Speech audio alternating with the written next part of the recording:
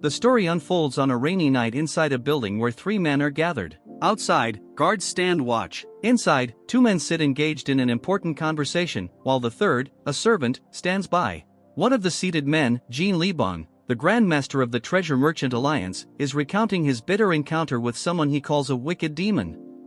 This man not only seized all his assets but also cruelly cut off his fingers. Libong warns the other man, known as the Phantom, who is widely regarded as the best assassin in Jianghu, not to underestimate this demon, as he is formidable enough to warrant hiring Phantom for revenge. Phantom, ever the professional, inquires whether Libong has any identifying details about this wicked demon, perhaps a portrait or a sketch.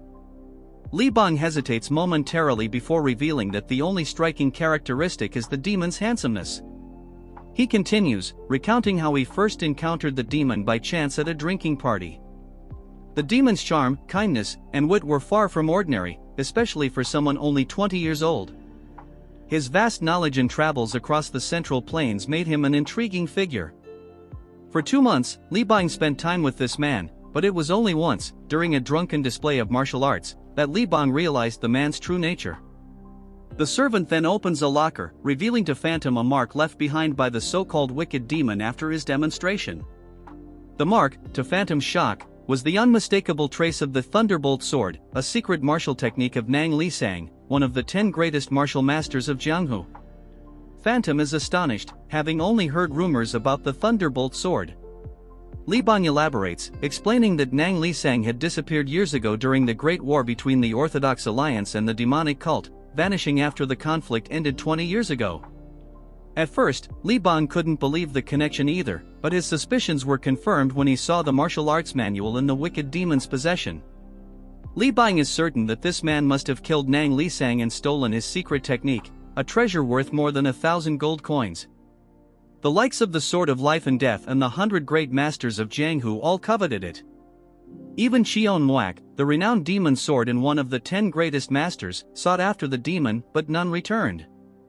Libong recounts his frustration, telling Phantom that each time he sent someone after this wicked demon, the man would find him. Not only did he sever Libong's fingers and take his fortune, but he also had the audacity to claim that it felt good, and there was no reason he shouldn't take everything Libong owned. Phantom, shocked yet contemplative, reflects on the story. It's hard to believe a 20-year-old could defeat someone like Qion Muak, but Libong's missing fingers tell no lies. Libong implores Phantom to kill this wicked demon, whose name is Jeek Legion, and restore justice.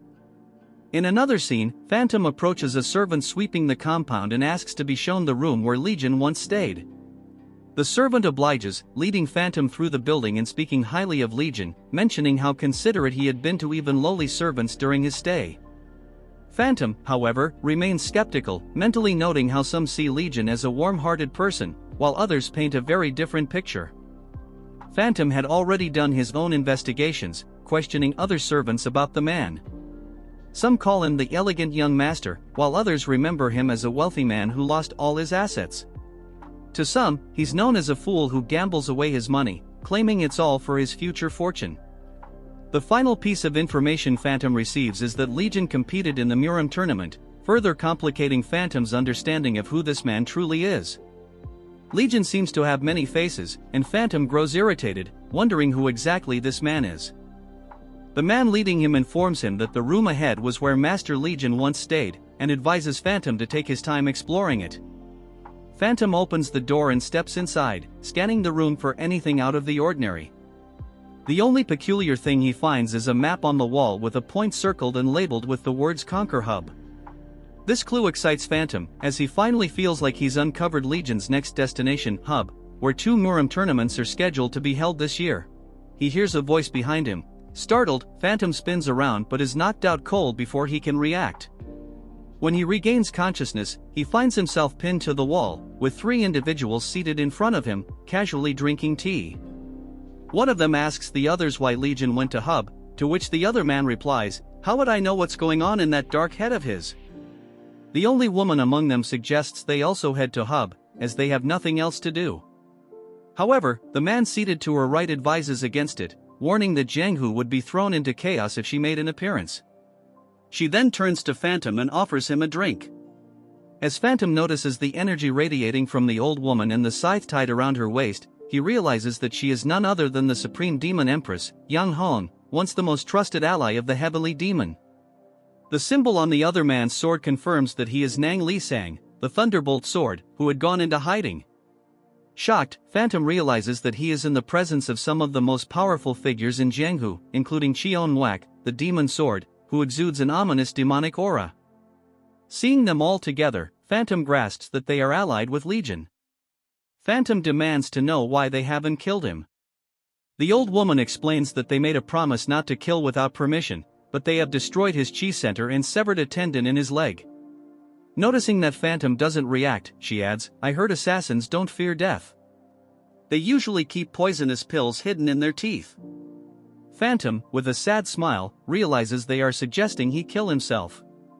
Resigned to his fate, he bites down on the poison pill hidden in his mouth. Before his death, Phantom bitterly comments that Legion is lucky to have protectors like them. The three masters respond that Legion doesn't need their protection. With that, Phantom succumbs to the poison. In the next scene, our protagonist, Legion, stands with two swords strapped to his back, confronting a group of martial artists. These typical side characters, as expected, arrogantly act as if they are in control. One of them exclaims with glee, "We've finally found you. Hand over the book containing the secret technique." His superior, however, cautions him not to be overconfident, reminding him that many masters have died seeking out Legion. He unsheathes his sword and steps forward, taunting Legion for being so fearless despite his age. But before the man can finish his sentence, Legion strikes, sending him flying and killing him instantly. Seeing their leader killed, the rest of the group charges at Legion in a rage. But with nothing more than a single finger, he blocks their swords. In swift succession, Legion dispatches the first two attackers, and one by one, the rest fall without offering much resistance. In a matter of minutes, they are all defeated, and Legion hadn't even drawn his swords, he only used his bare hands. After the fight, muses to himself, the story then shifts to a broader context, recounting the Great War between the Orthodox faction and the demonic cult. This battle raged on for 13 years, leaving an endless trail of tears, bloodshed, and despair. The war abruptly ended one day with an unexpected truce, though the details of this agreement remain a mystery even 20 years later. Both the Heavenly Demon cult and the Orthodox Alliance have maintained a strange silence since. As time passed, new factions began to rise within Jianghu, while others, weakened by the war, struggled to regain their former glory. One such weakened family is the Righteous Sword sect, where a young woman named Zhang Cherian is practicing her swordsmanship. Frustrated, she wonders why she cannot break through to the 7-star realm. Determined to master the Red Dead sword art and restore her family's honor, she feels stuck in her training. Her sister, Zhang Han, and brother-in-law approach her during this moment of frustration. Zhang Han, the eldest daughter of the Righteous Sword sect leader, brings surprising news: a swordsman from the Junin clan, named Zhang, has arrived and wishes to compete with Cherian in the Dragon and Phoenix tournament. Shocked, Cherian knows that this tournament is one of the two most prestigious martial arts competitions in the Central Plains. While the Heavenly Dragon tournament is a battle for honor and life, the Dragon and Phoenix tournament is a contest for young martial artists competing in pairs. Cherian, however, is not pleased. The idea of pairing up with someone, especially the perverted bastard Yunyin, is unacceptable to her. She refuses angrily, lashing out at her sister. Zhang Han, remaining calm, advises her younger sister to listen before making up her mind. The conversation continued as Zhang Han sighed, telling her younger sister, "You've always said you'd bring honor to our clan's name. If you get selected for the Dragon and Phoenix tournament, you'll gain great prestige." But before she could finish, Cherian cut her off angrily, storming away. Meanwhile, elsewhere in a bustling marketplace, merchants were busy selling their goods. Some men stood under an umbrella, talking excitedly about the latest news that the Grandmaster had lost yet another finger. They were overjoyed, feeling as though someone had exacted justice on their behalf. As they gossiped, Cherian walked past them, looking weary. She muttered to herself, "What if the Junin clan holds a grudge and retaliates against our family? Do they think they can do whatever they want just because they're a powerful clan?"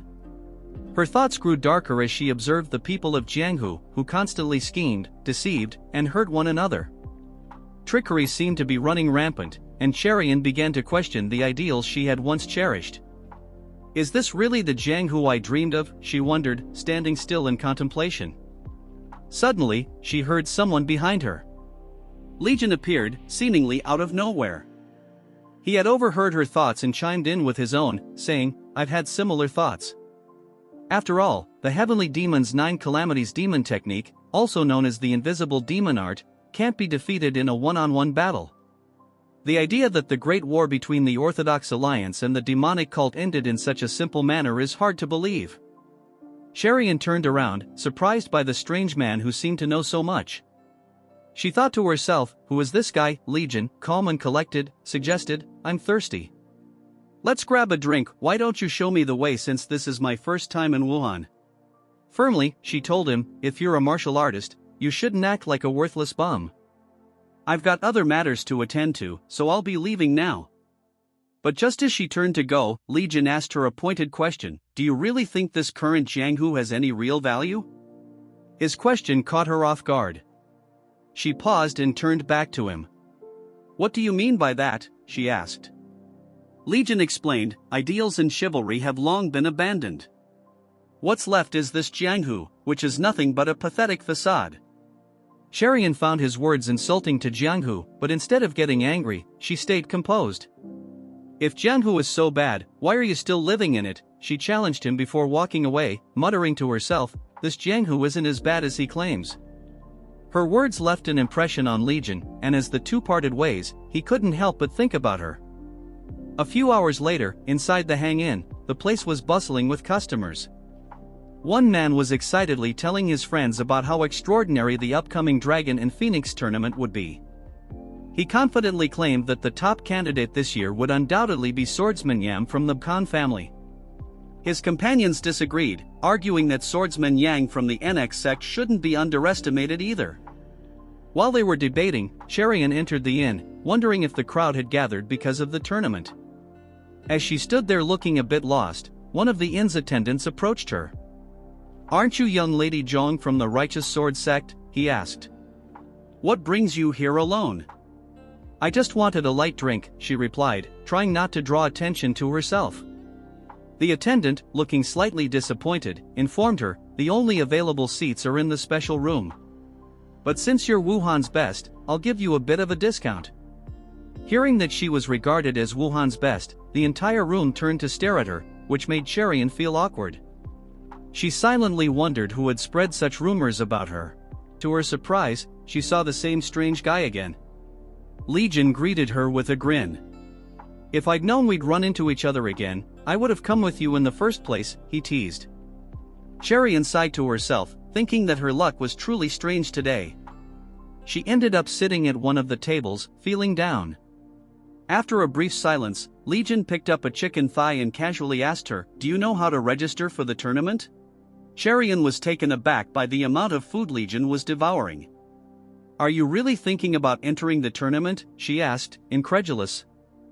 He then added with a smirk, I've been traveling for 10 years, and everywhere I go, girls chase after me. Cherian was stunned by his words, thinking to herself that this guy was completely different from how he had been earlier. Was he always this kind of flirt, or had she misjudged him entirely? As Legion bit into a chicken thigh, he said, even though I've seen countless beautiful women in Jianghu, I've realized that the most beautiful woman is my mother. Cherian raised an eyebrow and asked, are you really sure it's your mother? Legion's eyes narrowed into a dangerous glare. Are you disrespecting my mother just because she's old? He demanded. Startled, Cherian panicked, waving her hands. Legion calmly picked up a shrimp from his plate and said, anyway, I've been feeling nervous about a big event coming up. As they continued their conversation, a man entered the room, his voice interrupting them. I thought I heard a familiar voice, he said. Aren't you young Lady Zhong from the Righteous Sword sect? It's been a while. The man's name was Zhang Injial, successor of the Jiangshan clan. He had entered with his younger sister, Zhang Ina, and was clearly intending to drink in the room. He fixed his gaze on Cherian and asked, how have you been all this time? Cherian, feeling uncomfortable, thought to herself, Injial's habit of scanning me up and down is as strong as ever. She wanted to hit him, but restrained herself. Seeing that she didn't reply, Ingeol turned his attention to Legion, who was sitting calmly at the table. After a few seconds, Ingeol pulled a gold coin from his pocket and tossed it onto Legion's plate. "This should cover the bill. If you're done eating, please leave." Legion gave Ingeol a piercing glare but remained calm. "I don't think this is enough. There's more food coming." Ingeol, taken aback, sneered. "You bastard, get lost while I'm still being nice." He laughed as he noticed Legion's weapon. "Are you acting cocky because you're a Jianghu fighter?" Curious about Legion's sword, Ingeol reached out to lift it, but stopped midway, realizing it was impossibly heavy. Shocked, he tried again, using his internal energy to raise it a few inches off the ground, but that was all he could manage. He let out a weak laugh, trying to cover up his embarrassment. "You must use this blade to train your muscles," he said, hoping to save face. The others quickly agreed, not believing that the sword could be that heavy.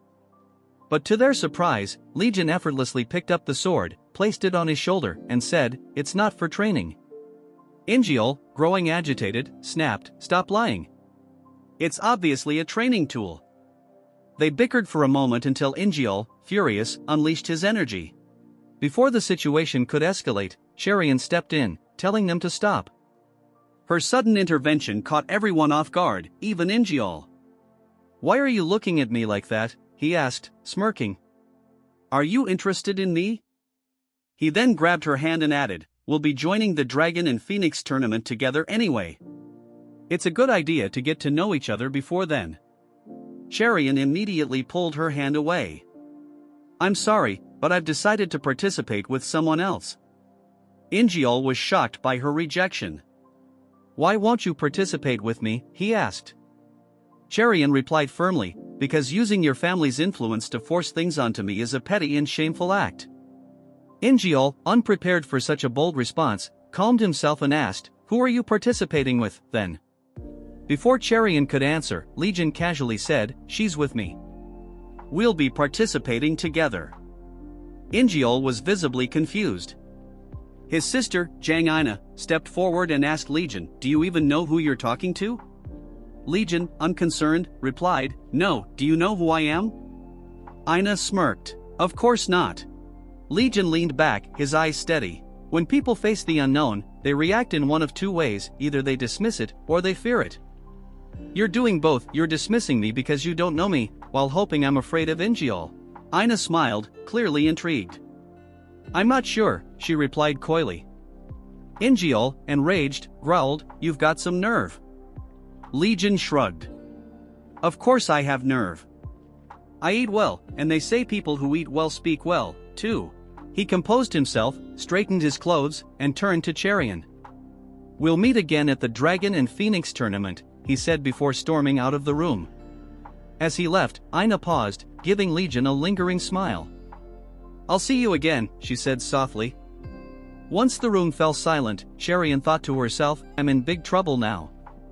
Considering Ingeol's temper, our protagonist is in danger too. Legion, completely unfazed, told her, "Well, I guess it's decided. We'll participate in the tournament together." Cherian, confused, asked, "Weren't you planning on entering anyway?" Legion nodded. "Yeah, but I'll have to revise my plan." Cherian's eyes widened. "Don't tell me you were talking about the Heavenly Dragon tournament when you said you wanted to participate." Legion confirmed with a casual yes. Stunned, Cherian asked, "Why didn't you fight back when you were insulted earlier, especially with your incredible martial skills?" Legion looked at her seriously and replied, "I don't beat up kids." Cherian was speechless, thinking he was making excuses. But when she saw the sincerity in his eyes, she was unexpectedly moved by his words. It seemed like he was telling the truth. Outside the inn, Ingeol's companions followed him, trying to console him. Another added, "It doesn't look like she's planning to win at all," rejecting young Master Ingeol and joining that laughable guy. Ingeol, however, didn't see Legion as laughable. The blade he had struggled with earlier was not something to be taken lightly. It was the first time Ingeol had seen him, and he couldn't help but wonder who exactly Legion was. Thinking to himself, "That arrogant woman, how dare she reject me? I'll make sure both of them regret this." With that, Ingeol left the scene, anger simmering within him.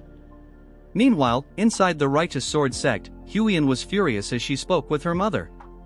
Cherian rejected young Master Ingeol's offer without a second thought. I've heard Ingeol is causing chaos at a brothel because he's upset. Her mother, Suei, the matriarch of the sect, replied, I was already worried. The rumors surrounding young Master Ingeol aren't good. As they argued, Zhang Lichu, the leader of the righteous sword sect, reflected silently, my wife and daughters are suffering because of my failures. If only I had mastered the Crimson Death Sword art, our sect would have been powerful enough to avoid this. Huiyan turned back to her mother. If Cherian really did reject Ingeol, then we have a serious problem. Cherian entered the room. There's no need to look for me, she said. It's true. Her parents, relieved to see her safe, had no idea who was standing behind her. Cherian introduced Legion, shyly announcing, this is the one I'll be participating with in the Dragon and Phoenix tournament. Everyone was stunned by her words. Legion stepped forward politely and introduced himself. My name is Legion. After his introduction, he noticed a porcelain vase on display and asked, is that from the Fujian region? How much did you pay for it? The sect leader replied, it cost 150 nang. Legion shook his head, smiling. What a shame. If I had been there, I would have only paid 120 nang. The sect leader was still trying to wrap his mind around the fact that Cherian would be entering the tournament with this stranger. Even Huiyan couldn't believe it. Then, turning to Legion, she asked, which sect do you belong to? Legion casually placed the porcelain back on the table. I don't belong to any sect, he replied. My parents sell fruit near the human gate. The room fell silent in shock. His parents sell fruit, Huiyan thought, incredulous. The sect leader, trying to understand, looked at the weapons Legion carried. You're carrying both a sword and a blade. Have you mastered both arts? He asked, though inwardly he thought mastering both the sword and blade is something only a third-rate thug would do. He must be carrying them for appearances. Legion's response shattered his assumptions. Yes, I've mastered both. Surprised, the sect leader pressed on, who taught you martial arts? Your parents, who sell fruit. Legion nodded. Yes. Huiyan quickly approached Cherian, whispering urgently, you need to apologize to young Master Ingeol first thing tomorrow. You can't seriously expect to fight alongside someone who learned martial arts from his parents, fruit sellers. Later that night, Cherian walked along a quiet path, her mind racing.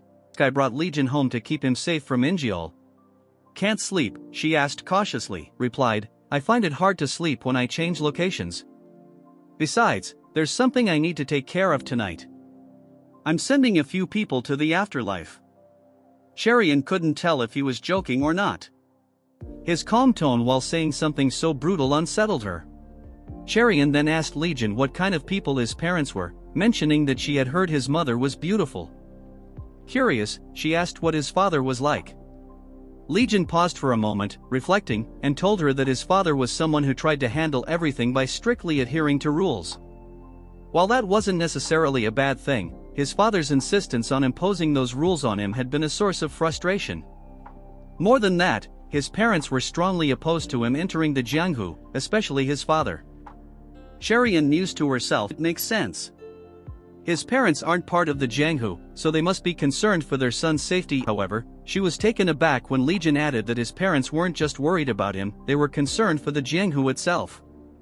She misunderstood his meaning, thinking his parents were merely worried about him, just as her own parents had been anxious for her. Changing the subject, Legion smiled and remarked that he felt like he had already digested his dinner since it only consisted of vegetables. With a playful tone, he asked if they would be serving meat dishes tomorrow. Cherian, amused, told him to stop saying such silly things and that he should leave after breakfast the next morning. Legion, however, looked at her and asked if she was worried about him. Flustered by the question, she quickly turned away, responding that she wasn't concerned about him but about the people he would encounter in the future. Meanwhile, at the front of a building shrouded in red mist, 4 thugs gathered around a fire. One of them was speaking grimly about a young man who had trembled while holding a sword, seeking revenge for his father. I couldn't just ignore him, the thug said with a mocking grin. I had no choice but to send him to his father's side. The group burst into laughter. Another thug chimed in, joking that by killing the boy, they had spared him from becoming an orphan. Their laughter was interrupted when Legion approached. Surprised, they asked who he was and if he even realized where he was standing. Legion calmly replied that he knew he was at the Dark Hub, a place notorious as the Wandering Market. The men laughed at his audacity. So, you know what kind of place this is, and you still came," one of them jeered. Another added, "The world's gotten soft. Even kids are wandering around here now." But Legion, unfazed, spoke in a serious tone, warning them that if they called him a kid again, they wouldn't live to see another day. The thug, stunned by Legion's boldness, unsheathed his sword, growling that he had been taking it easy on him because he was just a little kid.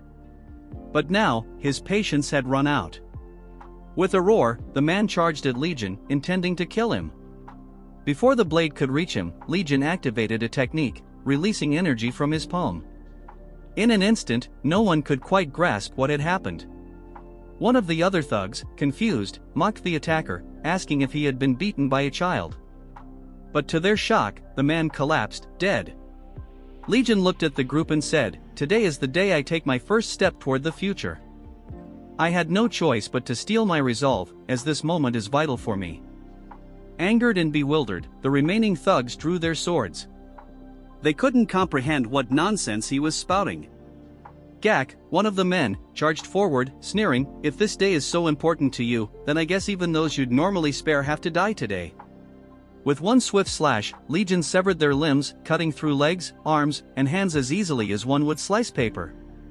The carnage continued.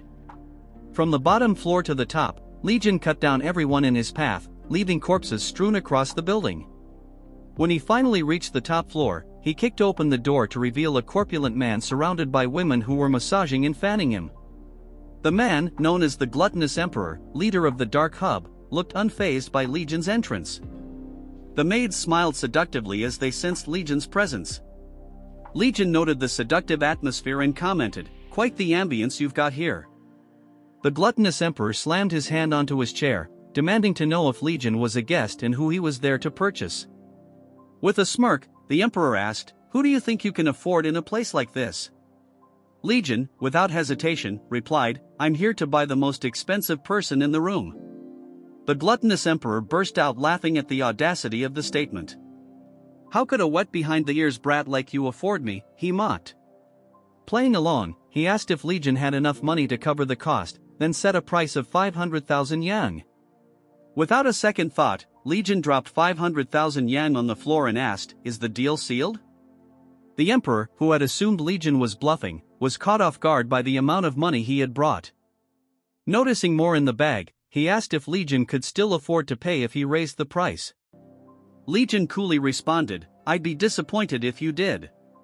Irritated, the Emperor's expression darkened. "What if I kill you and take your money instead?" he growled.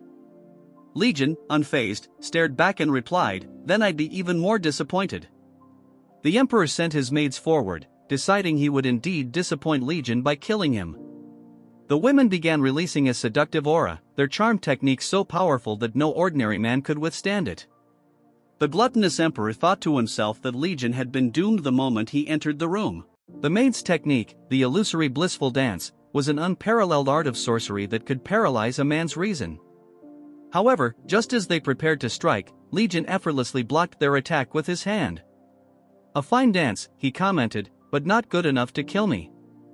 Taking a hairpin from one of the maids, he flicked it into a pillar, breaking the lamp above the Emperor's head. The Gluttonous Emperor, now visibly shocked, realized that Legion had seen through their soul manipulation sorcery in an instant. The maids, stunned, could hardly believe their eyes as their enchantment was broken. Legion turned to them and asked if any of them genuinely liked the Emperor. The silence was answer enough. Realizing they had been forced into service, Legion told them to leave and assured them not to worry about the consequences. The women hesitated, fearful of leaving in front of their master, but Legion urged them to muster their courage and live freely afterward.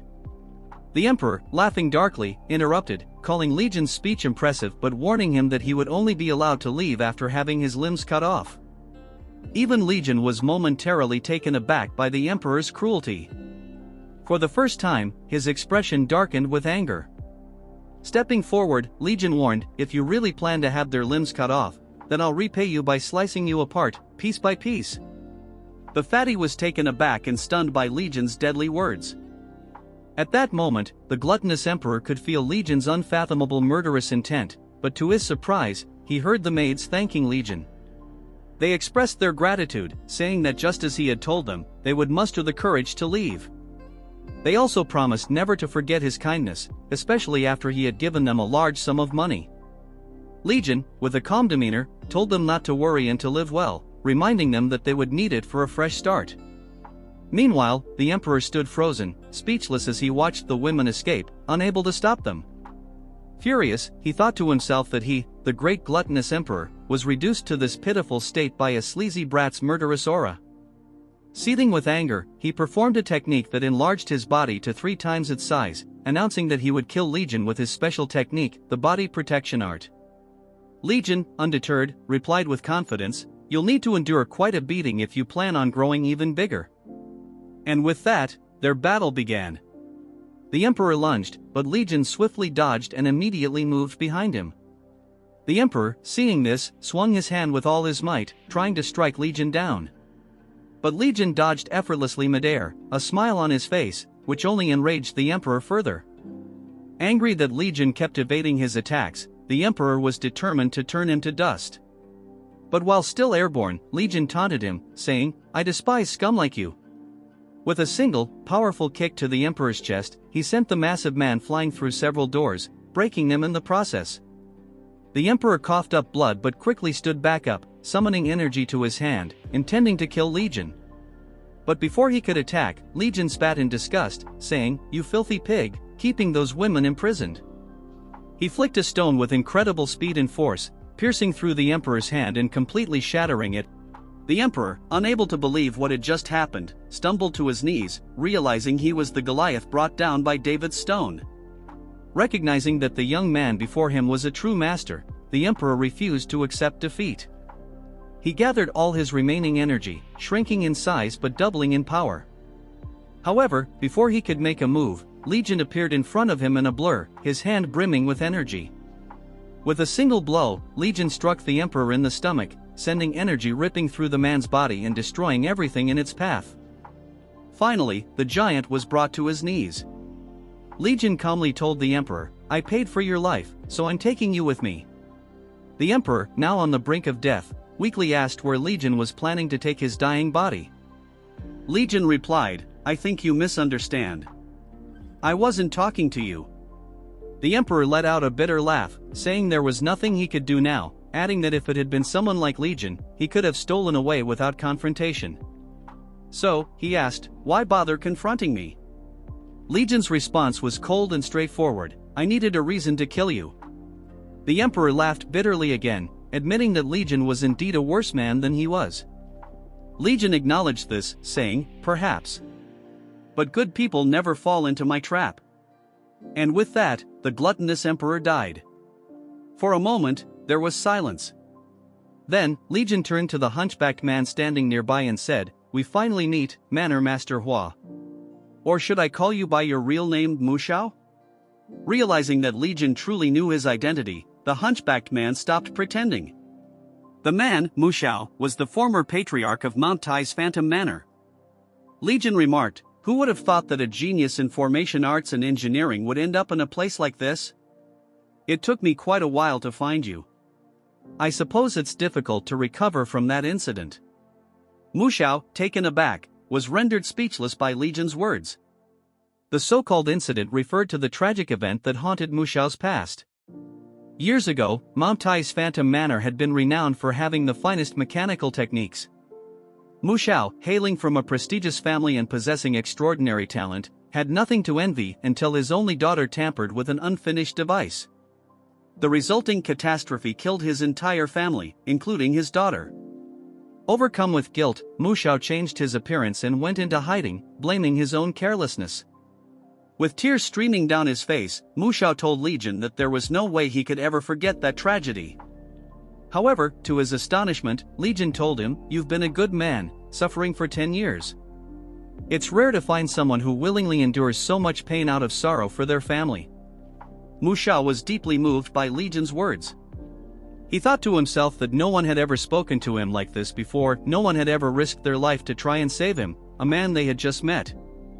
Finally, Mushao asked, "What are you planning to do with me after you've bought me?" Legion, filled with conviction, responded, "I'll use you to dominate the Jianghu." Mushao was speechless at first, then he laughed and knelt before Legion, accepting his new fate. He swore on his name to serve Legion as his master and devote the rest of his life to him. Legion smiled and asked, "Shall we get started?" Mu Xiao, still confused, had no idea what Legion meant. Then, with a wicked grin, Legion activated fire in both hands. At the same time, outside the building, someone landed gracefully on a tree branch under the moon, wondering if the young master was still in battle. Minutes later, Mu Xiao's body returned to its normal state.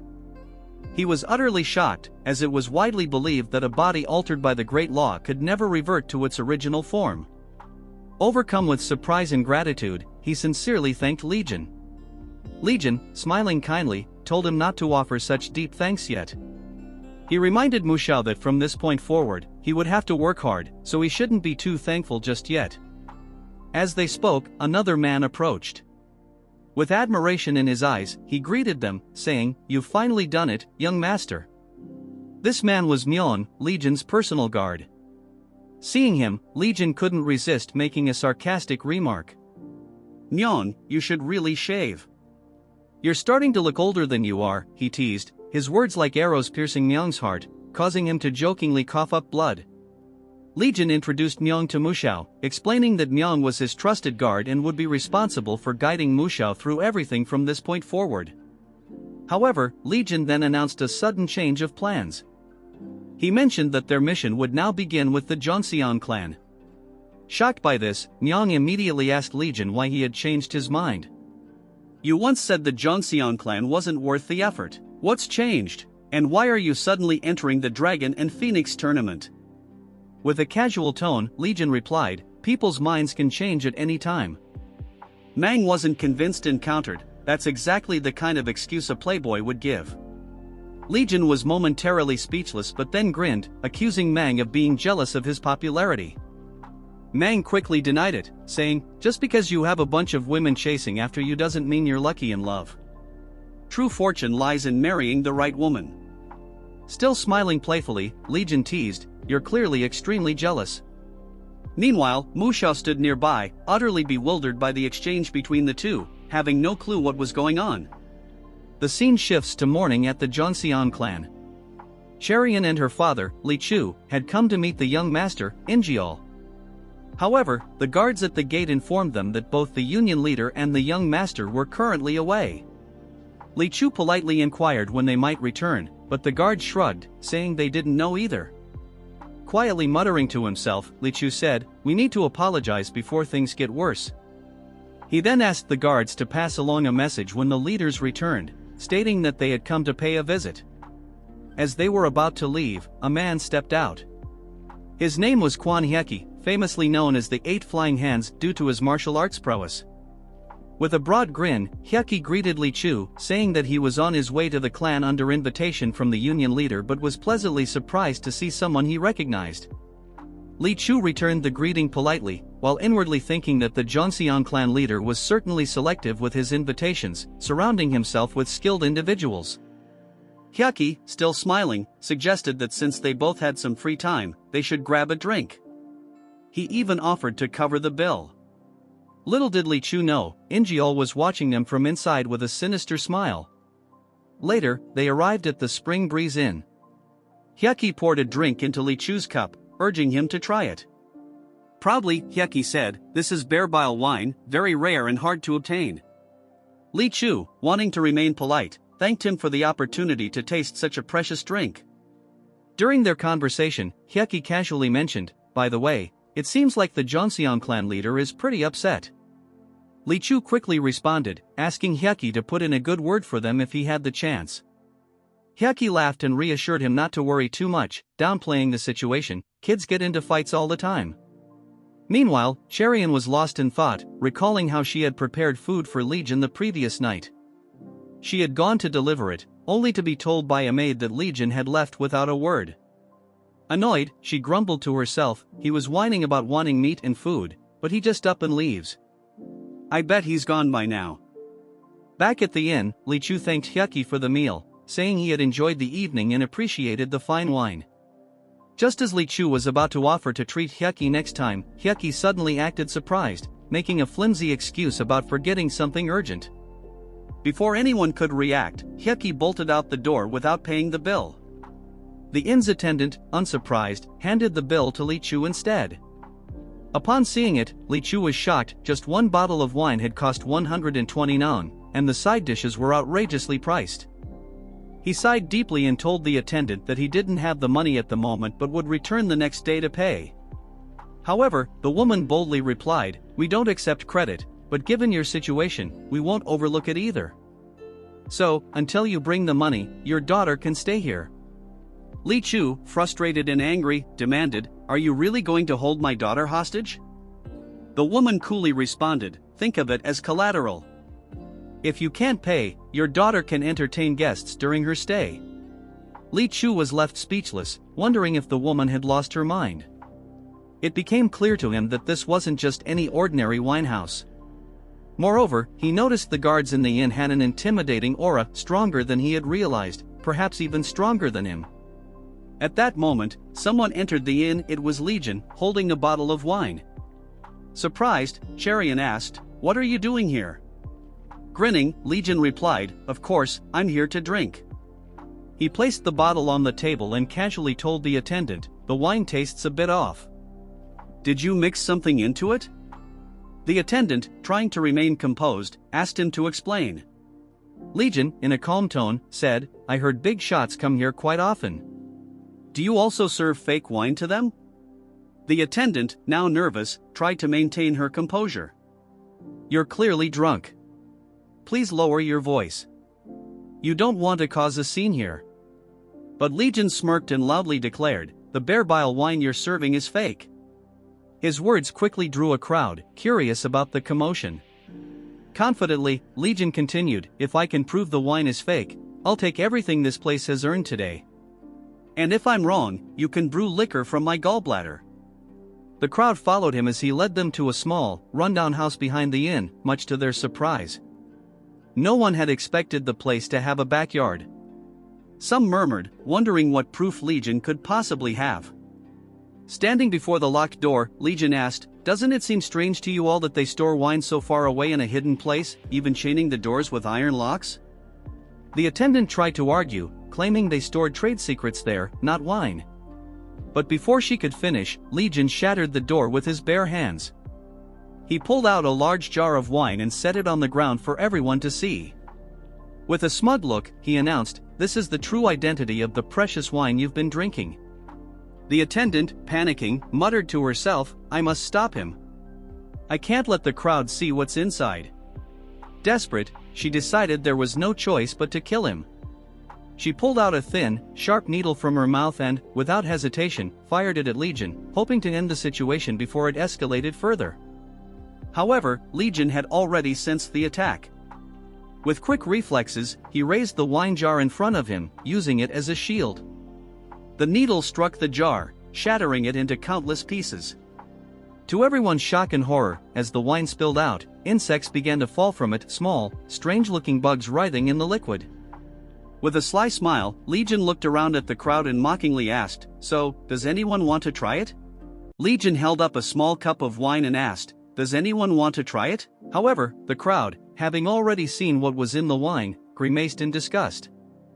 "I'm good," several responded, clearly repelled. Others cautiously peered into their own cups, horrified by what they saw. "How can I prove it if no one tries it?" Legion exclaimed, causing a small commotion.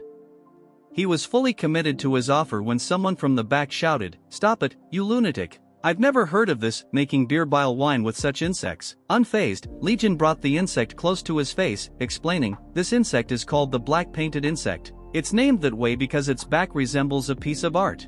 The man who had called him a lunatic asked, "So what about it?" Legion smirked. "The black-painted insect tastes almost like beer bile, especially its excretions. It's so similar that no one with an ordinary sense of taste would notice." Upon hearing that they'd been drinking the insect's excretions, everyone became even more distressed. Suddenly, a man of grand stature interrupted. "How do you know that?" His presence shocked even Madam, and we learned this was Elder Y, the leader of the Southern Peak Alliance. After the conclusion of the 13-year-long Great Orthodox Demonic War, which saw heavy losses, the 9 great sects and the 4 great families sealed their doors, and the demonic cult retreated into seclusion. In the void left behind, for major forces rose to power in the Jianghu, with the Northern Heaven Supreme Family and the Southern Peak Alliance becoming the strongest. Seeing the others bow before him, it became clear that this ordinary-looking old man was one of the most powerful figures in the current martial world. Legion, too, seemed surprised by the reactions of those around him. Elder Y spoke again. "I've heard that the black-painted insect only lives in the south. How do you know about them?" His experienced face scrutinized Legion closely. Legion replied calmly, "I've wandered a lot since I was young." The old man's curiosity deepened. "Your knowledge is quite vast. Who are you?" Legion smiled. "I am Legion, eldest son of drifting clouds and flowing water." The old man muttered, "Drifting clouds and flowing water?" With a grin, Legion elaborated, "The best fruit merchants on the outskirts." The old man and his servants were visibly surprised. After a moment, the old man laughed heartily, saliva flying from his mouth. Is he intentionally hiding his identity? How impressive, he thought to himself. Meanwhile, Legion continued to tease Acharian with the insect. Behind the old man, his servant contemplated something. The Alliance leader is interested in this kid? How strange, the servant mused. We learned this servant was the White Tiger Squad leader of Southern Peak. A large man spoke up, "I'll try it if you want," turning to the old man, who nodded in agreement. The big man took a few sips of the wine, then turned to a woman with a disgusted expression and shouted, "Why, you blasted little! Wait, this is the same as what we drank earlier." His revelation caused an uproar, with others exclaiming, "What, did we really drink that? Please calm down. I'm being framed," the madam protested, trying to lie her way out of the situation. The crowd wasn't having it. "Bring us the real stuff, then, or give us your head." Her guards hesitated, thinking, the leader of the Southern Alliance and the White Tiger Squad are here. "We can't do anything." Madam, growing desperate, warned, "Do you know who's behind me? You'll all die if you mess with me." Amidst the chaos, Legion smiled. The sect leader turned to him and said, "Young master, if it weren't for you, we would have been in serious trouble." "Thank you," bowing his head in gratitude. Legion replied casually, "Of course. Who else would do something as awesome as this?" His nonchalant tone surprised the man further. Legion continued, "From now on, I'll be expecting to be treated as your savior." As the old man watched Legion, the big man remarked, "What an interesting person." The old man responded, "No, he's more than that." The big man was puzzled. "Pardon me?" A surge of energy rippled through the old man. From the moment I saw him, a feeling I had long forgotten rushed back, a combination of pleasure, excitement, desperateness, and ambition.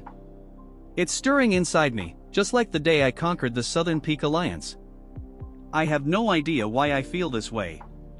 The big man, perplexed, thought to himself, the Alliance leader, with his insight, can see through just about anyone, but even he admits he doesn't know? Does that mean this guy is truly that special? Later that night, under the cover of darkness and as the wind howled through the forest, we saw a man running for his life, his clothes soaked in blood. "I must alert them at all costs," he muttered to himself, his face strained with desperation. As he ran, a shadow suddenly appeared beside him, causing him to instinctively reach for his sword. His pursuer had caught up. We learned that this bloodied man was a member of the Orthodox Alliance. After seeing the pursuer's badge, he recognized it immediately. The badge belonged to the Northern Heaven Supreme Family. "We don't have time," the pursuer said urgently. "We must cancel the Dragon and Phoenix tournament, and the Heavenly Dragon tournament. A group called the Flying Swallows Association is plotting a massive conspiracy. But this year's tournament is hosted by the Northern Heaven Supreme Family," the wounded man replied. "Why are you trying to reach the Orthodox Alliance instead of reporting this to your superiors? There's a spy among us. I can't trust anyone." Suddenly, they heard others flying toward them. "Damn it, they're chasing us. I'll become the bait. You must escape and deliver this message," the pursuer ordered. "You're the first person I've told." The wounded man, slightly relieved, said, "What a relief." But in an instant, the pursuer's face darkened. A smug grin appeared as he whispered, "You're mistaken."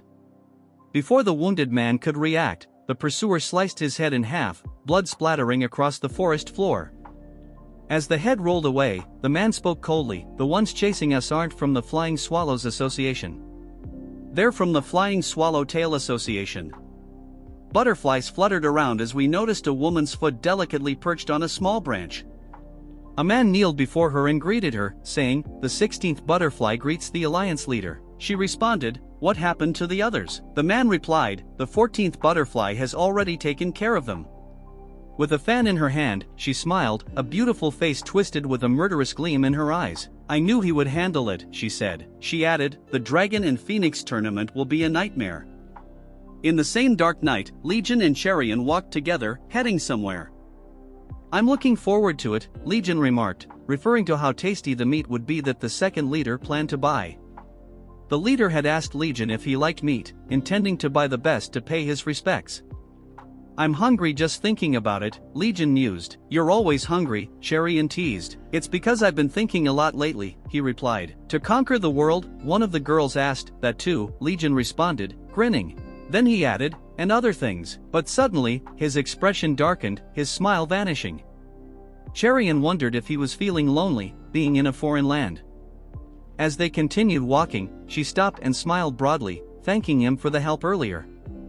She mentioned that the young master of the family had tried to lift Legion's sword and had deliberately ordered the madam to provoke him. "To think I even considered entering the Dragon and Phoenix tournament with such a lunatic," she said. "That's why I'm telling you to enter with me." "I'll bring you victory," Legion replied. Cherian's eyes suddenly turned toward him, curious about what he meant. "Very well," she agreed. Legion smiled, too. "Winning might be difficult, but I at least want to put that man in his place," she added. The night sky and shining moon bathed the scene in pale light as both of them said in unison, "Let's do our best." "You don't have to, but if that's what you want," Legion said with a shrug. Then, sensing something, he added, "But first, we'll need to deal with that lunatic." Both of them turned their heads to see a man who had once run off after eating and drinking, leaving them to pay the bill. The man addressed them, "Are you the one who upset young Master Jang? My informant told me that some strange lunatic ruined everything."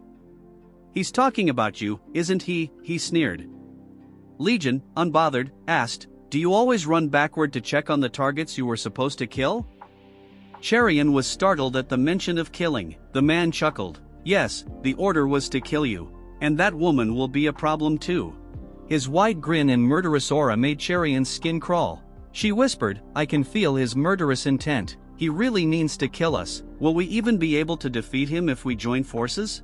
I've never actually fought anyone in real combat before." Her hands trembled as she gripped her sword. She asked Legion, "Do you have any experience in real combat?" Legion, now standing just behind her, pleaded, "Please, save me," hiding behind her as she broke into a cold sweat. We then learned that this man was a master of palm techniques. His skill was so refined that his hands seemed to multiply into 8, earning him the name 8 Flying Hands. He had once been a hero who dreamed of creating a better Jianghu, but seeing only villains prosper, he abandoned the distinction between good and evil, becoming a villain himself. Now, he stood ominously before Legion and Cherian. Cherian's body trembled as she realized she would have to face him. The gap in their skills and experience was as vast as heaven and earth. Sensing her fear, Legion leaned near her ear and whispered, "For now, draw your sword." "Yes," she responded, unsheathing her blade. "I can't just stand here and let this happen." She aimed her sword toward the man. The scene zoomed out to show the three of them in a tense standoff. The man smirked, "You seem eager to die first." He activated his palm techniques and lunged at Cherian, aiming to finish the fight quickly. Both Legion and Cherian dodged his attack, but Cherian was astounded by his speed. "I need to use my movement technique," she thought, but her body lost balance, causing her to crash into the root of a tree. She fell hard against the bark, and the man unleashed another palm attack toward her. She ducked to her knees just as he obliterated the tree with his strike. Fear washed over Cherian as she thought, "This is completely different from what I've practiced." The man's ominous gaze lingered in her mind, and she thought, "I'm really going to die." Legion, noticing her fear, calmly said, "Don't rely on your movement technique. Let your body flow, and the sword will flow with it." She heard his words and focused on her sword. "Your feet don't move the sword. The sword moves first, and your feet follow," Legion instructed. She concentrated, repeating to herself, "The sword first, then my feet." The man sneered at Legion. "Quite the talker for someone hiding behind a woman," he taunted. In that moment, Cherian, taking advantage of the distraction, attacked. But the man easily blocked her strike, barely breaking a sweat. Her eyes filled with desperation. If I fail now, we'll both die, she thought, launching attack after attack, each one stronger than the last. The man parried them effortlessly and mocked, "Do you really think these childish tricks will work on me?" He lunged for her face with one of his palms, but she ducked and retreated. Blood trickled from a wound on her shoulder. What should I do, she thought, panic rising. Something seemed off, and Legion pointed it out. Why is your swordplay so delicate when it's normally heavy? Cherian, confused, thought, the Crimson Death Sword art is known for its fluidity and variety. Is he saying that the way I've trained for over 10 years is wrong? Legion continued, you look like a turtle stuck on land when you should be moving like water. Cherian reflected on his words. I've been feeling like something's been off ever since I reached the 7-star level, as if I'm blocked by a wall. She wondered if Legion could be right about her sword technique. Could the Crimson Death Sword really be as fast as an arrow yet as slow as a turtle and as fluid as water? With determination, she thought, even so, I'll give it a try. Her feet moved gracefully, like trickles of water, as she flowed into a stance. She unleashed her sword, and with a single strike, a few strands of the man's hair were sliced cleanly in half. That's it, she thought, feeling a surge of confidence. The man, now agitated, gritted his teeth. Arrogant brat, he snarled, summoning more power into his palms and attacking with greater force. Cherian tried to block with her sword but was blown back, tumbling across the ground as her sword fell from her grip. Blood spurted from her mouth as she struggled to rise. The man loomed over her. I'll end this now, he declared ominously.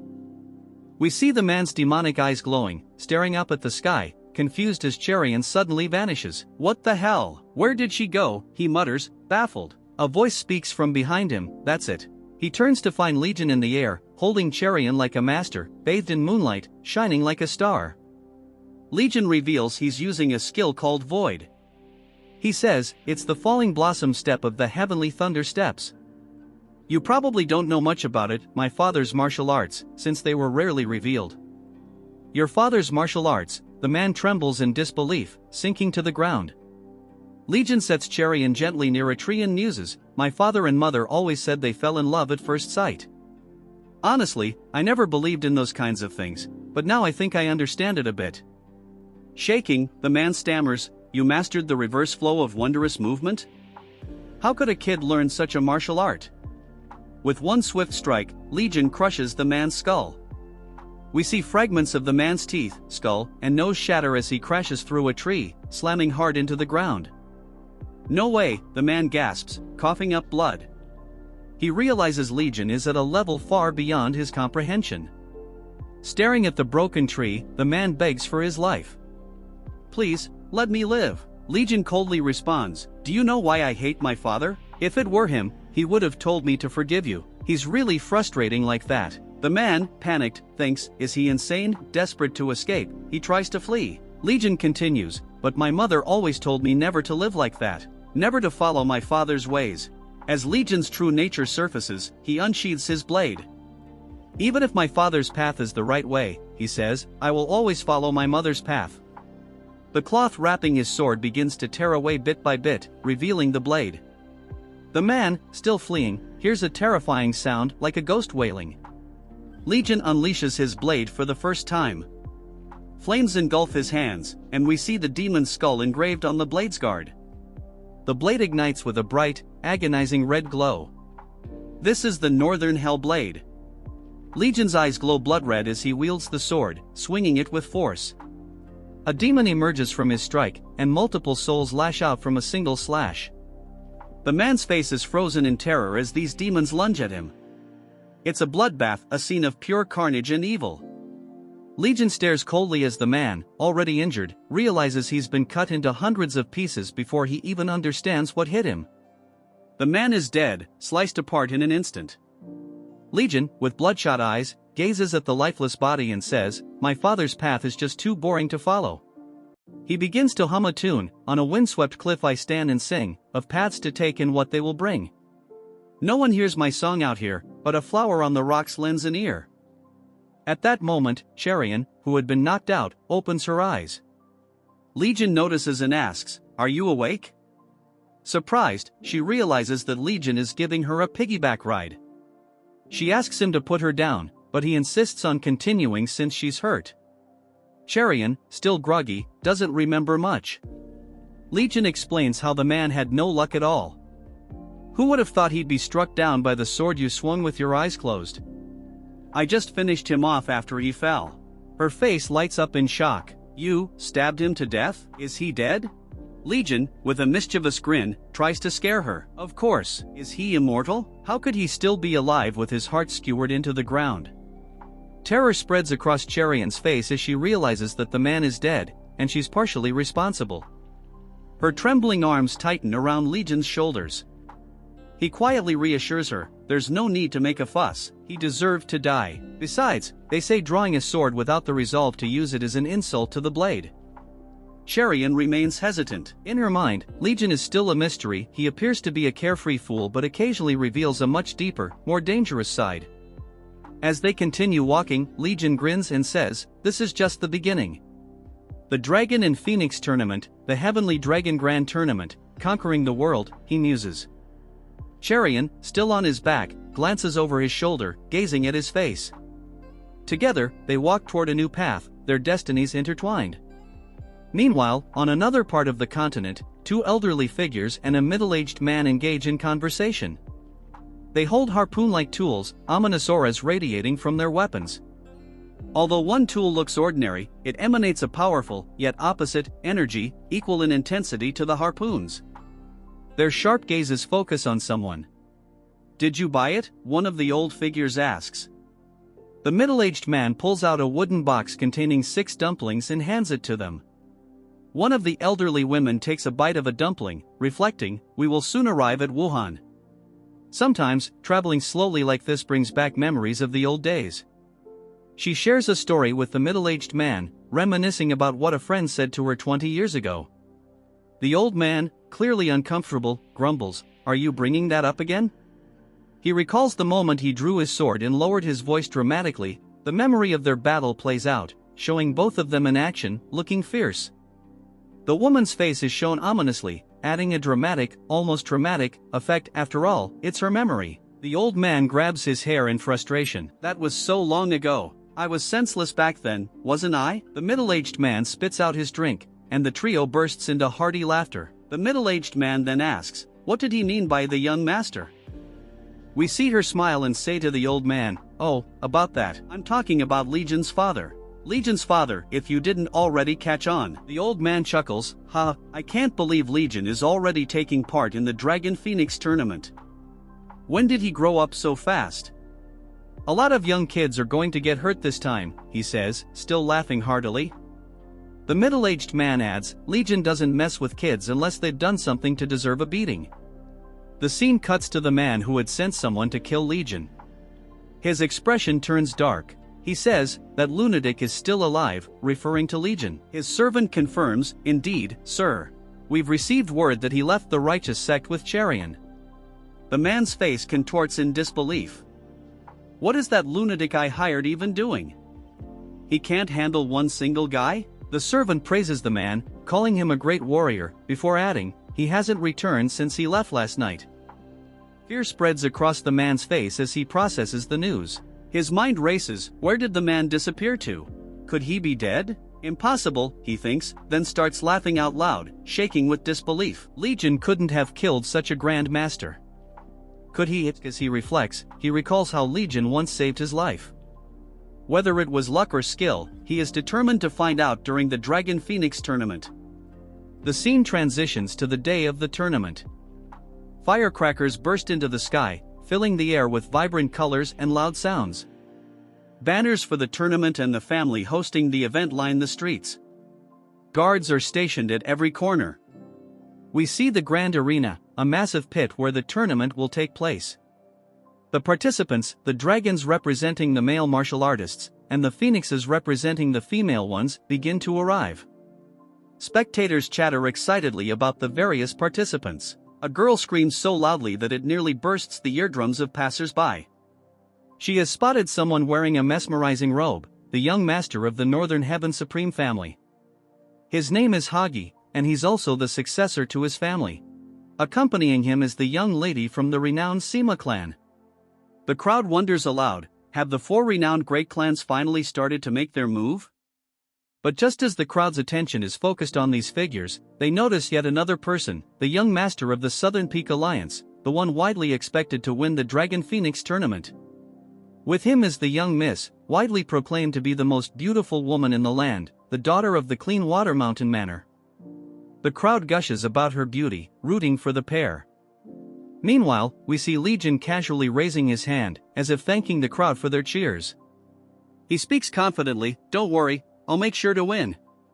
Though no one is actually cheering for him, he remains blissfully unaware, lost in his own thoughts. The crowd is astounded, wondering who this audacious man is. Someone shouts, "Who are you? Stop pretending to be someone important and get out of the way." Another person grumbles, "Who would have thought I'd envy his indifference?" Cherian comments, "They've decorated this place nicely. These Northern Heaven Supreme family brats must be making a lot of money, right?" She chuckles at Legion's light-hearted observations. She turns to him, softly saying his name. Legion glances over with a side-eye, and she flashes a beautiful smile, saying, "Let's do our best together." Legion smiles back, his face radiating adorableness, "Sure." As the 8 participating teams are called to comply with the referees, we hear someone say, "Don't touch anything, and just wait." As they head inside, Legion smirks, thinking, he's saying that as if he actually wants us to touch something. Cherian, confused, doesn't understand what Legion means. Inside the room, many people have gathered. The tension is palpable. "How many do you think will advance to the second gate?" someone asks. Cherian, still unsure, says, "What are we supposed to be doing here?" Legion simply looks around, and she repeats her question, "Are they going to ask us to go through the first gate?" Legion, lost in thought, is gazing at something. As the match begins and the signal is given, Cherian wonders what has caught his attention. Legion reads the sign and smirks, thinking to himself, "What do they mean by the tournament commencing the moment we enter?" He finally grasps the meaning and, with a smile, folds his hands behind his back. He guides Cherian toward a painting, asking, "Don't you feel something strange about this drawing?" "Something strange?" she asks, puzzled. We see the drawing he's talking about, a depiction of people locked in combat, wielding various weapons. Cherian stares at it, lost in thought. After a moment, she finally realizes the meaning behind it. In the painting, there are 18 figures, each holding one of the traditional Chinese martial arts weapons. Cherian starts to explain, "That means," but before she can finish, Legion cuts her off. "That doesn't mean anything. It's a trap to draw your attention to the 18 traditional weapons," he says. Her face flushes with embarrassment. "A trap? Then are you saying there are other hidden secrets?" Legion nods, "Take a closer look." Cherian examines the painting again, but at first, she sees nothing unusual. Then, her pupils widen. She notices something peculiar. While the figures seem to be fighting, they all have their eyes fixed on one thing, an incense burner held by the last figure in the painting. It radiates light in the middle of the battle. In the hall filled with people, there is indeed an incense burner placed on a table, just like the one in the painting. They were explicitly warned not to touch anything, under threat of disqualification. The examiners are watching. "Be careful not to touch anything, even by accident," Cherian warns as Legion's hand inches closer to the burner. With a loud noise, Legion grabs the incense burner. The room goes silent as everyone watches him, stunned. A man with a red sword glares at Legion as if he's an idiot. Legion lifts the incense burner and examines it from below. His actions confuse the onlookers, but Legion has discovered something. The words Dragon and Phoenix Hall are inscribed under the burner. Pointing to the inscription, Legion draws Cherian's attention. She asks, "Dragon and Phoenix Hall? What does that mean?" Legion replies, "It said the match starts upon entry, right? The first stage has begun." A trembling man behind them mutters something, as both Legion and Cherian prepare to move forward. Suddenly, a voice shouts, interrupting Legion, "Wait!" A man holding a red blade, accompanied by a young girl, points at Legion and Cherian. "Did you not hear the rules? You're not supposed to touch anything." His voice is filled with self-righteousness as if he owns the place. "We can't tolerate such reckless behavior here," he shouts, directing his anger at Legion. Legion, who has little patience for this kind of person, glances at him. The man continues his rant, claiming that Legion's actions could harm everyone. He lectures Legion and Cherian on proper conduct. Growing more irritated, the man yells, "Put that down at once." Legion, having dealt with people like this countless times before, sighs and calmly responds, "There's something gravely wrong with you." He takes a breath and adds, "Why does a young man like you only live by the rules?" Cherian, standing behind Legion, wonders to herself, "He looks like he's the same age as us." Legion tries to teach the man a different perspective, one where young people should challenge and reject the existing order. But the man refuses to listen, dismissing Legion's words as childish excuses. Still shouting, his anger rising, the man's spittle flies as he rambles on. He casts a sideways glance at the instructors, who are watching the scene unfold without a hint of emotion. A smug smile forms on the man's face. Perfect timing, he thinks. Subduing this idiot would leave a strong impression. "There's no rule that says I can't draw my sword," the man boasts as he pulls out his blade, threatening Legion. "Words won't sway me," he sneers. His companion, sensing the danger, tries to de-escalate the situation. But the arrogant man has already made up his mind. Assessing Legion, he says, "Don't worry, I'll just teach him a lesson." The man unsheathes his sword, but before he can make a move, a sudden force slams his sword back into its scabbard. It's Legion. Without giving the man any chance to react, Legion steps forward, calmly but powerfully. The man's eyes widen in terror. "That lunatic," he stammers, as Legion's presence overwhelms him. Legion's true, deadly personality begins to surface once again, his ominous smile creeping across his face. The same smile that heralded death and destruction just a short while ago. The man can't believe the sheer strength behind the slight movement of Legion's palm, his confidence crumbling in an instant. We see Legion coming even closer to the man's face, saying to him, "Let's not humiliate yourself and listen to your little sister." The man is now sweating relentlessly as he tries to speak. We get to know that he cannot move an inch because of the murderous intent put on him by Legion. As we observe this happening, everyone's attention is now allocated towards them. As we see his sister coming towards his wrist, we see her saying to her, "Big brother," about how he did while holding back. "You mustn't point your sword recklessly at the powerless." The man wonders who is the powerless here. We see her bowing her head and saying, "Excuse our rudeness towards Legion." Legion seems to be happy as he takes a breath, smiling. He puts down the incense burner on the table. As we see him calling Cherian to go with him, we see that even though the little girl didn't realize it, Cherian did indeed realize what happened, or at least a glimpse of. That distressed a bit as we observe the guard says to Legion, "You will be eliminated if you leave without permission." Legion, without any hesitation, says sure, seeing that other onlookers were surprised about how and why Legion is leaving on his own accord. We see Legion turning around, saying, "You may be pathetic, but I will give you a chance because of your little sister. If you want to advance to the second gate, follow me." Legion said as we look at the expressions on the face of both the brother and sister. The man grits his teeth, saying to Legion, "Didn't you hear that you will be eliminated as soon as you leave?" We see Legion getting out of the hall, just chuckling about it. As he leaves the building, we see other people gathered there looking towards them. Because we see all that happens, Legion and Cherian have finally arrived at the Dragon and Phoenix Hall. We see Cherian, who had some doubts, now say the Dragon and Phoenix Hall really do exist. Legion pulls the door, seeing that was a real difficult problem. How many participants would be here? We see Cherian thinking that there would be only 2 of them, as the problem was almost impossible to solve. She thinks that they will win, but as soon as the door opened, her expectation was crushed. As we see hundreds of pairs inside the hall. Seeing so many people gathered, we see that she cannot fathom the situation.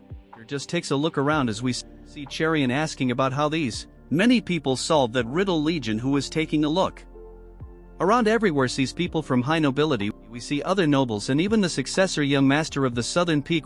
We see him saying to Cherian about how would the precious and prestigious Orthodox faction be called as one for nothing. She realized something, her pupils dilate even by thinking about it. She asks Legion if he is telling her that there is corruption involved. Legion is pointing towards the people, saying they must have only given the information to the prestigious clan. I can tell just by the faces that idiot is. Legion is pointing towards the person, the young master who tried to kill both of them, calling him an idiot. We see Cherian thinking to herself, that lunatic, as we see he is with her sister, himself judging by how the wench is looking at me with eyes wide open. Does she know something? Emotions show on his face as he looks toward him with murderous intent. We see the man realize something, thinking to himself something is wrong, is something backing him up, but that doesn't seem to be the case. Did the man I hired take the money and run away? As we see him looking at her sister, she is in a love daze looking towards Legion. He turns around, looks like he doesn't call himself popular without any proof.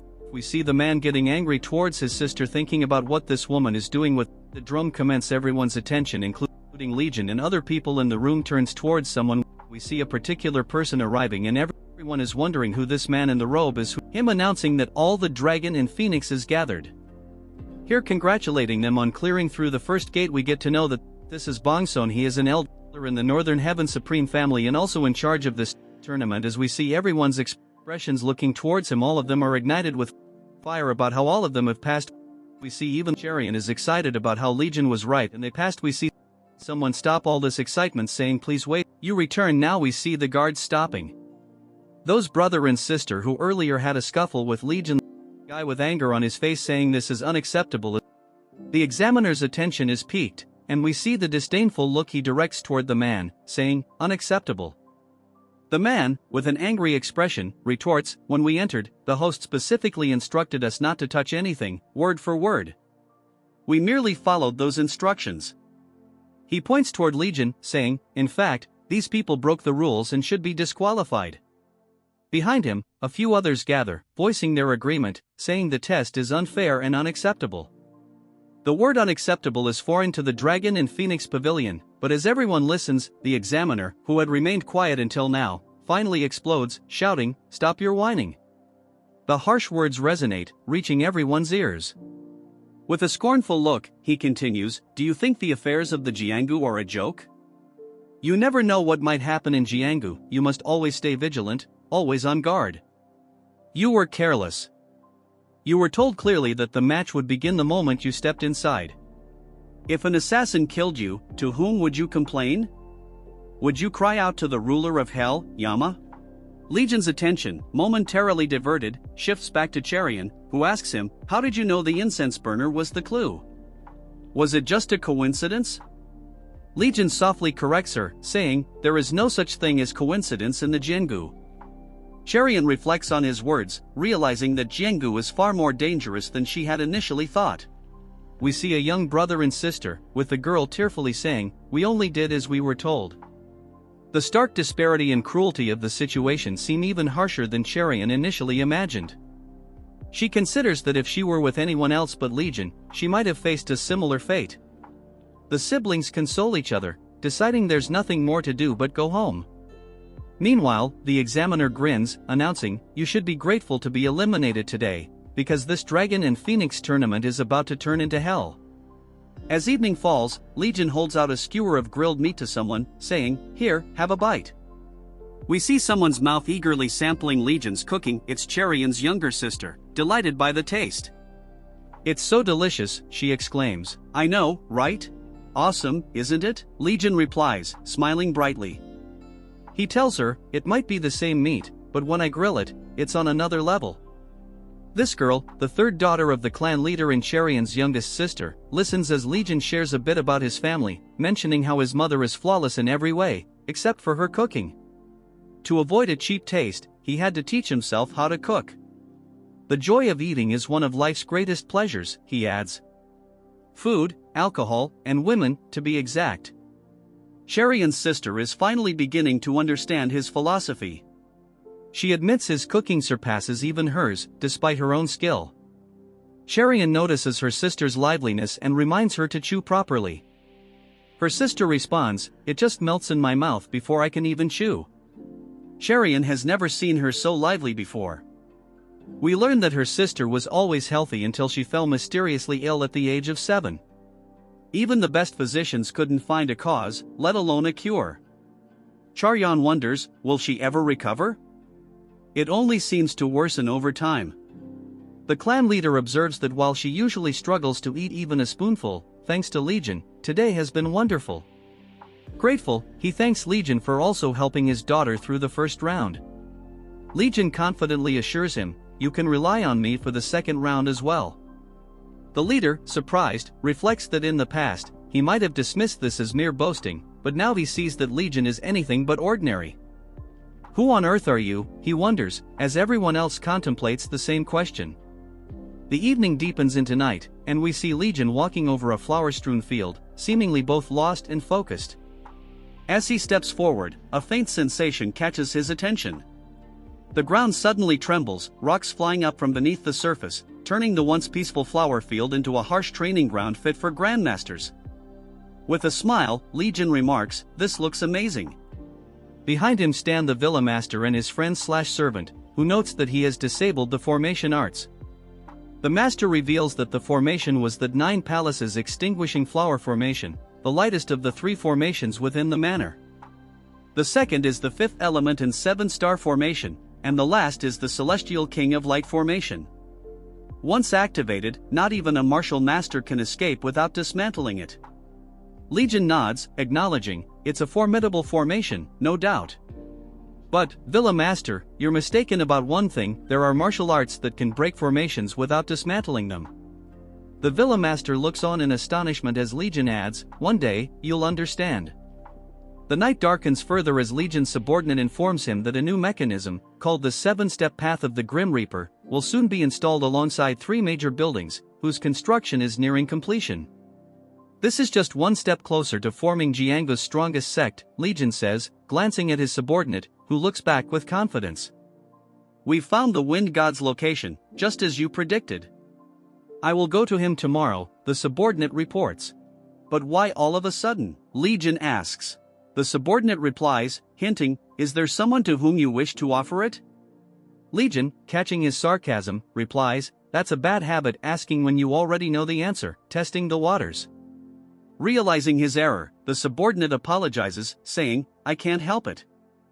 We see them both standing peacefully, and Legion muses about how the night view always excites him, though he doesn't quite understand why.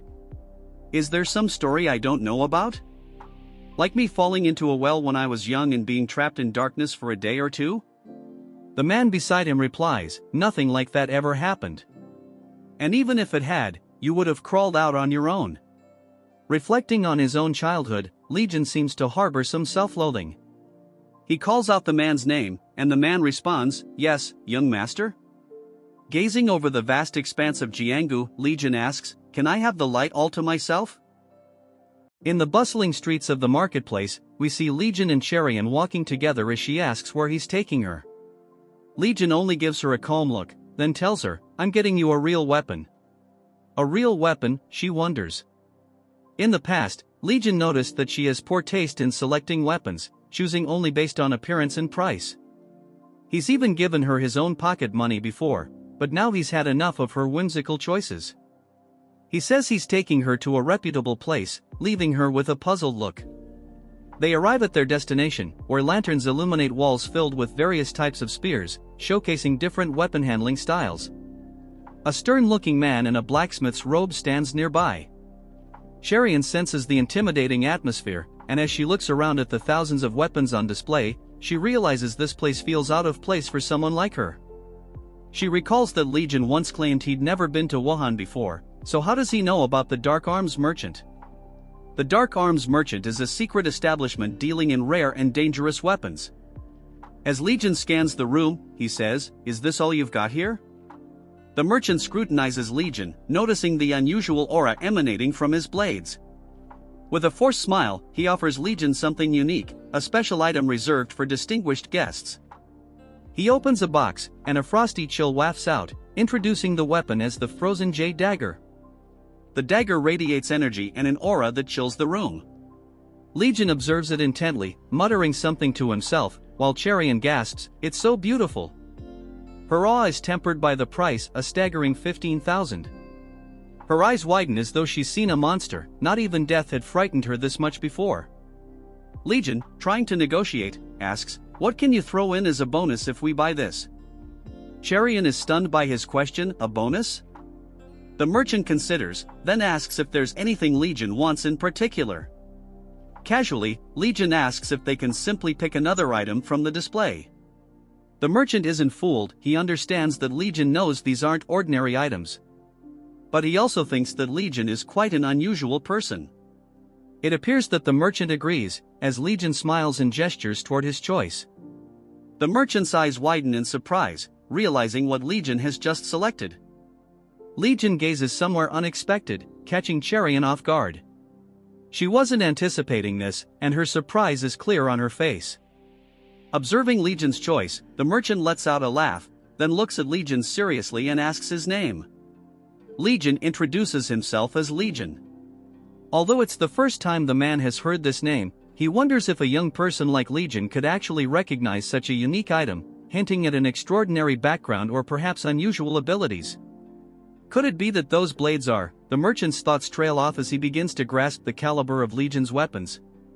A grin spreads across his face, and he thinks, looks like the true master of that weapon has finally arrived. The merchant then asks if he will see Legion again, to which Legion replies with a darkened look, since you were generous enough to add a bonus. Both men exchange grins, laughing as equals, though Cherian can't quite understand the moment. Later, Legion is seen washing something, while Cherian sees, outraged that he spent 15,000 on a dagger and then even asked for a gold glove as a bonus. She clutches her head, pulling at her hair as she mutters that Legion is either foolish or simply a madman, or both. With exasperated humor, she finally settles on calling him a crazy fool. Curious and concerned, she asks, "Where did you even get that much money? You didn't do something shady, did you?" and pokes him playfully. "Are you secretly the son of a rich family?" Legion, finally fed up, asks for her hand. She tries to refuse, saying she doesn't need a glove, but he explains that wearing it might help her improve in martial arts, especially since she's stuck at the 7-star level. Bewildered, she wonders how he knows her rank. Legion simply replies, "Is there anything about you I don't know?" Still skeptical, she asks if it will actually help, or if he's just teasing her. Legion reassures her, taking her hands in his own and advising, even the smallest object holds its own unique energy. Respect it and sense its presence. Mesmerized by Legion's words, she lets him place the glove on her hand. Suddenly, she notices the glove turning transparent and radiating a mysterious energy, strong enough to create gusts of wind. As the intensity grows, she asks, amazed, "What is this energy?" The glove begins absorbing the power surrounding it, casting a bright yellow glow that intensifies, enveloping her in a swirling wind. She is overwhelmed, realizing the gloves are far from ordinary. Legion, pleased, observes that the gloves have accepted her and remarks that she has talent after all. Cherian wonders aloud about the meaning of acceptance, glancing at her hand where the word wind is now inscribed. Breaking the silence, Legion explains that she should greet the wind god, noting that he possesses the second glove. He tells her that when they're near each other, the gloves will resonate. Though her internal energy is still weak, preventing the full effect, Legion assures her that the materials used to make the gloves are no ordinary ones. He goes on to explain that their original owner was the Wind God, the greatest martial master of Jianggu, over 300 years ago. In short, this is a treasure among treasures, he says. Perplexed, she wonders aloud why such a priceless item would be hidden in the Dark Arms merchant's collection. Legion shrugs, speculating that the merchant may have been waiting for someone who could recognize its true value. With these gloves, you'll even be able to block a sword with your bare hands. But given your current level, you'd still get hurt. At least, though, your hands won't get cut off. With sincere curiosity, she finally asks, "Why are you treating me so kindly?" Legion falls silent at her question, then smiles at her, his expression reminiscent of an old soul in a young body. Meanwhile, rain begins to fall upon the pavilion as preparations are underway for the Dragon and Phoenix tournament. The next day, Legion sits in a chair, with Cherian beside him, as she points to a long stone slab and asks about the footprints etched into it. The examiner announces the second round of this year's Dragon and Phoenix tournament, the test of striding. He explains that the task is simple, they must traverse from one end of the stone slab to the other, following two specific rules. First, they must step on the marked footprints, and second, each pair must assist and cooperate with each other. Some participants murmur that striding seems easy, convinced they'll have no issues. The young master of the southern peak loudly claims that anyone with martial arts training could do it, even calling it child's play. The examiner scoffs inwardly, thinking that this loudmouth, who is the Southern Peak Alliance's successor, is as pitiful as they come. Starting at this gate, there are no special privileges, he reflects. The examiners have no allegiance to any clan or sect, and they're not involved in the evaluations. Legion mutters, "This won't be easy." Cherian looks at him, surprised, as he explains that everyone has their own unique habits when it comes to martial arts, especially with something as intricate as striding. If you focus too much on each step, he says, your natural rhythm will be disrupted. And the challenge is even greater because it requires cooperation between two people. One participant wonders if everyone but the pairs will leave before the test begins, but the examiner clarifies that it will be conducted in front of everyone. The group realizes that going later might be advantageous, giving them a chance to observe and learn from the early participants' mistakes. Cherian hints at the value of observing others, even hoping to learn from any errors made by those who go first. Just then, someone accepts the challenge, and Cherian's pupils dilate as she looks in awe at the young master of the Northern Heaven Supreme family. As he steps forward, ready to begin, Legion watches with a grin, murmuring, "What a bold move, there's always value in going first." As the rain cloaked the pavilion, the scene transitioned to reveal the Phoenix and the Dragon, or rather, the successor of the Northern Heaven Supreme family, preparing for the second round. Spectators murmured in wonder, questioning the young challenger's confidence as the first to step forward.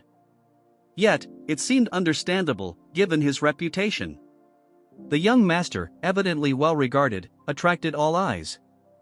Legion and Cherian observed him intently, each contemplating the striding art he might employ. Legion appeared satisfied with the decision to advance quickly, casting a pleased glance toward the young man.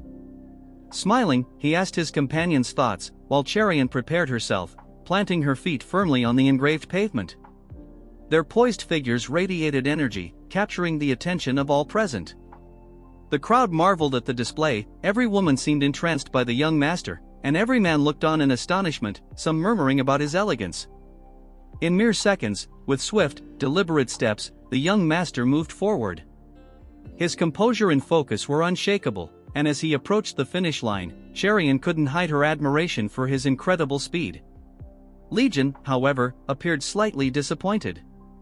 Even the elderly murmured about his flawless technique, commending his swiftness and precision as befitting a successor of the Northern Heaven Supreme family. Meanwhile, the woman accompanying him struggled to keep pace but pressed on anxiously.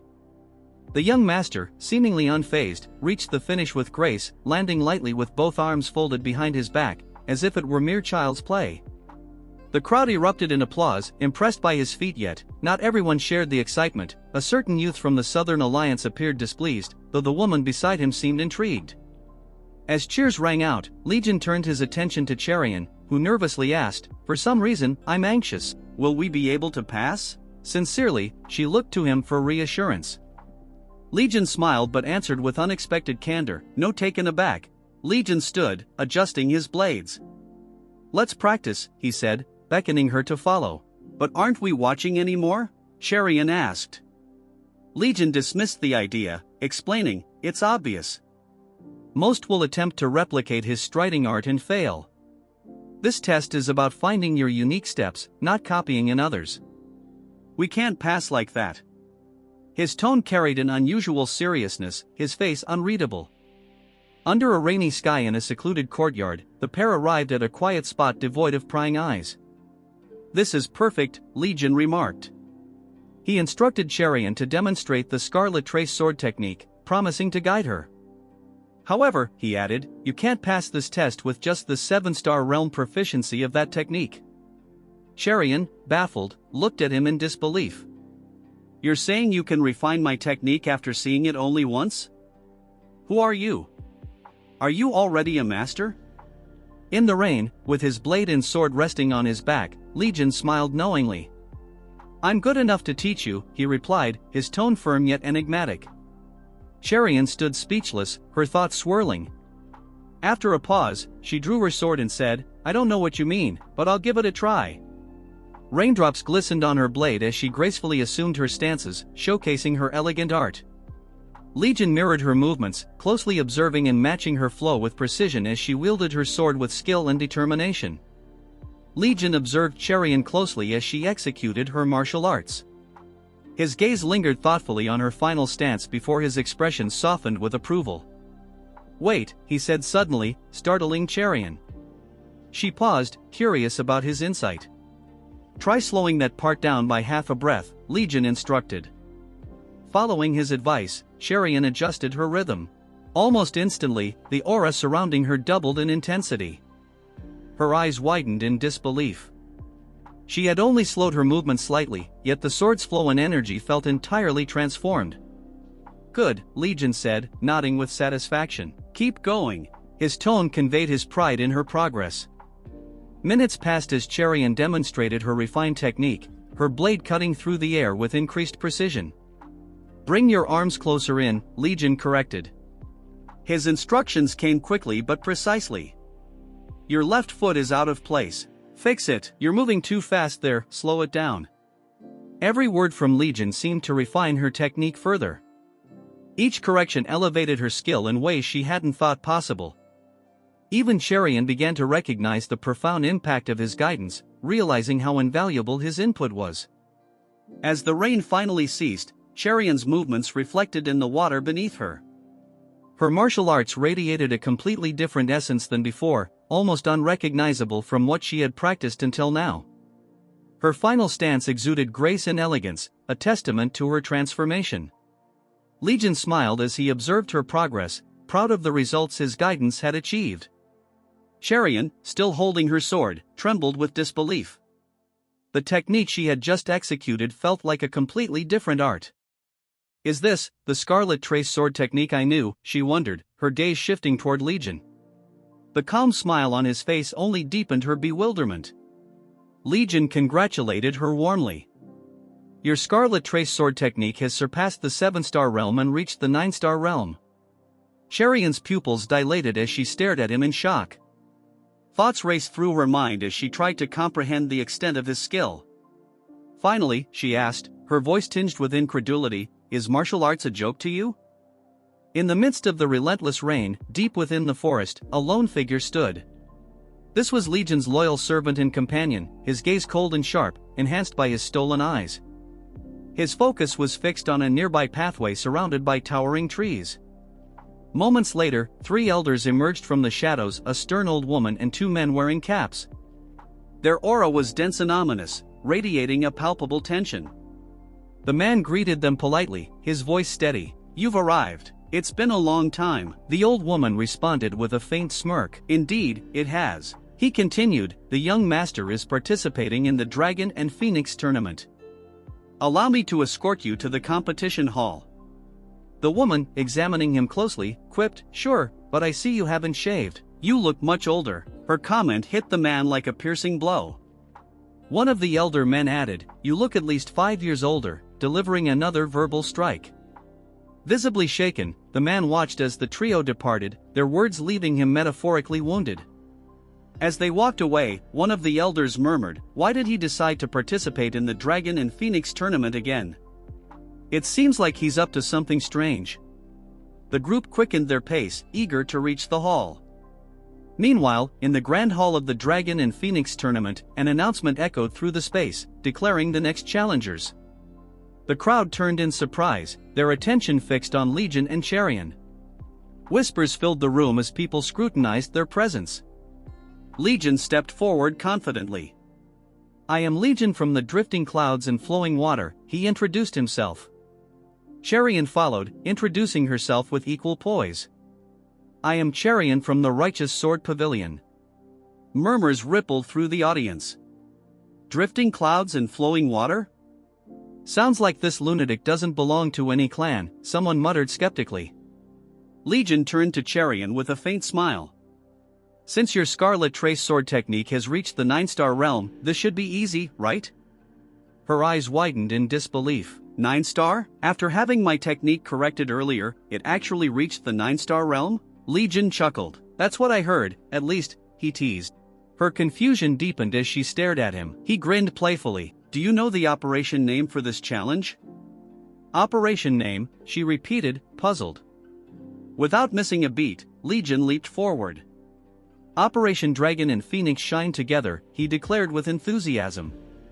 Halfway across the stage already, he turned back toward her with a bright smile. Cherian shook her head in amusement but followed closely behind. The rain had stopped, and under the clearing skies, the two moved gracefully along the stone pavement. The audience watched in awe, many breaking into a sweat as they tried to comprehend the elegance and speed of their movements. Legion glanced at Cherian mid-motion. "Pretty good, aren't you?" She smiled, her expression light and free. Thanks to someone, she replied, her gratitude clear. As she moved, Cherian felt an unfamiliar lightness in her body, as if she were dancing.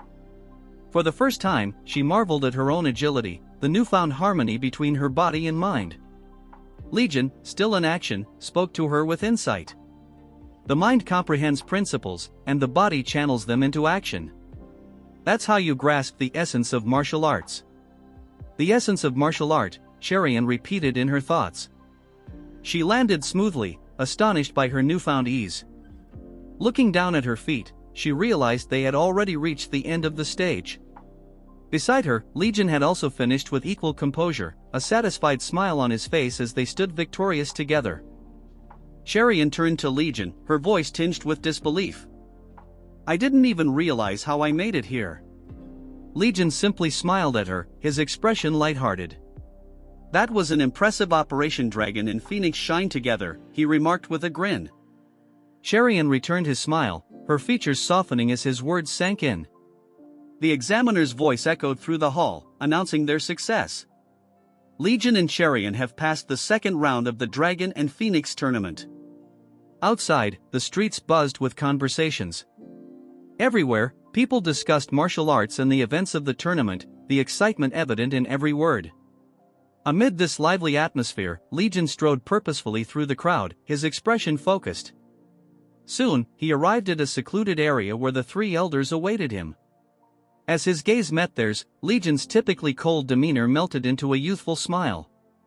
Stretching his arms wide, he exclaimed, "Grandmother!" His tone was filled with childlike warmth as he approached for a hug. Before he could reach her, a small blade flew toward him, grazing his forehead and drawing a trail of blood.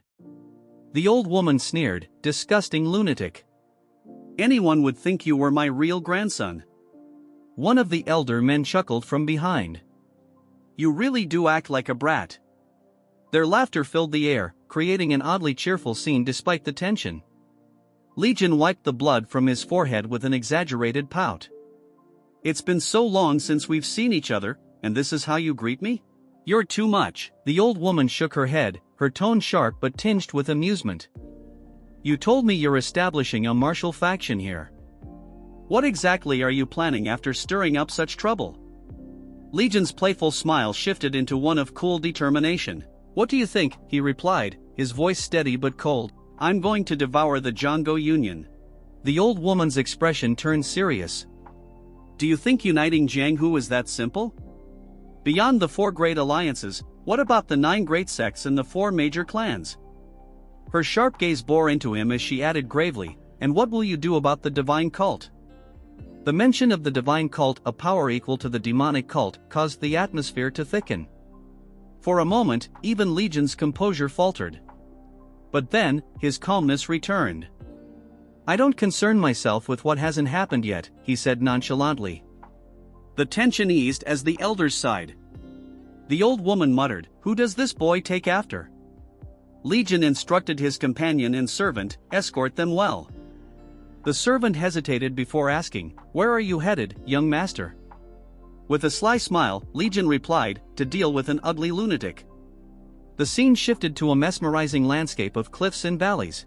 Cherian's voice broke the quiet. "No way, you're joking, right?" Legion's grin widened. "Not at all. We're crossing that bridge." In front of them stretched a rickety, weathered structure, the life and death bridge, a perilous path suspended over a deep chasm. Cherian's face paled as fear gripped her. "I can't do it," she said, shaking her head. Legion's tone remained indifferent. "You'll regret it if you don't." As they approached the bridge, Legion explained that the lunatic he sought was connected to Cherian. Then, with casual ease, he stepped onto the bridge. "It's just like walking on flat land," he said, striding forward confidently. Cherian froze, horrified by the sight of him standing above the treacherous cliffs. "You could fall at any moment," she shouted. Legion turned to her, his expression calm.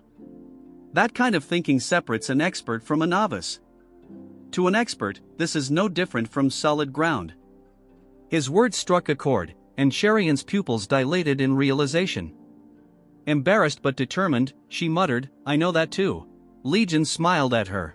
"Then if you have the mindset of a martial master, wouldn't you give it a try?" His words resonated within her, and after a moment of hesitation, she stepped onto the bridge. Her heart raced, but she pushed forward, gripping the ropes tightly. Surprisingly, it wasn't as terrifying as she had imagined, though every step still carried weight. As she reached the middle of the bridge, where Legion stood waiting, he turned to her with a mischievous grin. "Oh, I forgot to mention, be careful of the wind. It might blow off an ear." Cherion's eyes widened in alarm as a powerful gust swept through the valley, transforming into a near tornado. The bridge swayed violently, and the wind howled around them. Legion stood unshaken, his figure steady amidst the chaos.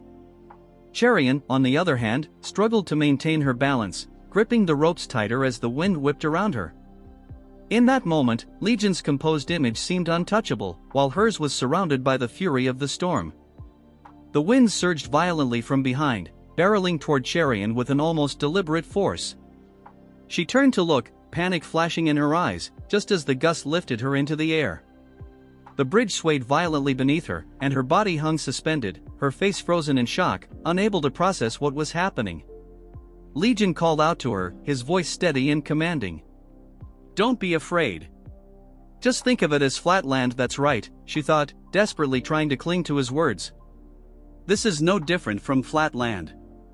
Yet, as her body hovered precariously above the chasm, the reality of her situation struck her harder than Legion's calm assurances could soothe. Her breath hitched, and she squeezed her eyes shut, convinced she was about to fall to her death. In that critical moment, Legion's pupils contracted sharply, his irises glowing an eerie crimson. A dark, purplish aura radiated around him as he summoned an energy unlike anything she'd ever seen. Shadows coiled and twisted around him, and with a fluid motion, he unleashed a powerful technique. The dark aura extended toward her, wrapping around her mid-air form like tendrils of shadow. Cherion stared in awe, her thoughts racing. What is this power? Slowly but surely, the shadowy aura cradled her and brought her safely back to the bridge. Her feet touched the swaying planks, but her entire body trembled as if the terror of the moment still clung to her. Looking down at the abyss below and the now quaking ropes, she felt as though the bridge itself had become a life-and-death challenge. Legion stood calmly in front of her, his expression unreadable. Overwhelmed by fear, her legs refused to move even an inch forward. Then, Legion's voice softened, his words cutting through her fear. "The first time I saw you," he began, his tone tender, "I thought my heart stopped beating." Her pupils widened, disbelief written all over her face. Wait, was that a confession? Legion extended his hand toward her and added, "Come to me, because I like you." Cherion's face flushed in surprise. Her thoughts spiraled. He likes me? Memories of every interaction with Legion flashed through her mind, his mysterious charm, the women always drawn to him, his time spent at her house, and how he had asked for her help. No way. Could this guy really like me? Unthinking, she stumbled forward in a daze, her motions stiff and robotic. By the time she reached the end of the bridge and stood on solid ground, her mind was still consumed by his words. She blinked, then thought to herself, did I hear that wrong? Legion's voice snapped her out of her reverie. You crossed in no time, didn't you? But Cherion wasn't paying attention to his comment. She was fixated on his earlier statement. What you said just now, was it true? She asked, her voice shy but urgent. Legion smiled, feigning innocence. What did I say? Blushing furiously, she pressed on. Did you say that to distract me because I was scared? Legion paused for a moment, a mischievous glint in his eye. As I thought, you're pretty clever, he said with a teasing smile. Realization dawned on Cherion, and her face turned red with a mix of frustration and embarrassment. You jerk, she shouted, punching the bridge in anger. How dare you toy with someone's feelings like that? As her fists rained down on the bridge, a voice suddenly interrupted. How dare you strike sacred ground? Cherion froze, startled by the booming voice. She turned to see a bald man approaching, his expression stern. Stop at once, he commanded. Realizing her mistake, she quickly bowed in apology. I'm sorry, she said earnestly. Legion turned his attention to the bald man, his eyes narrowing as he scrutinized him. The monk, noticing Legion's gaze, faltered, his stern demeanor crumbling. He let out a nervous laugh. "Ah, young people these days, carry on," he stammered, attempting to retreat. Legion's voice cut through his attempt to flee.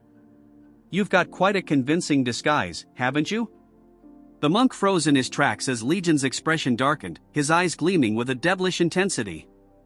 "But you can't deceive my eyes, you ugly lunatic." The monk's face twisted in alarm as Legion confronted him, his presence radiating both power and menace. In front of a solemn Buddhist statue, a few sticks of incense burn steadily.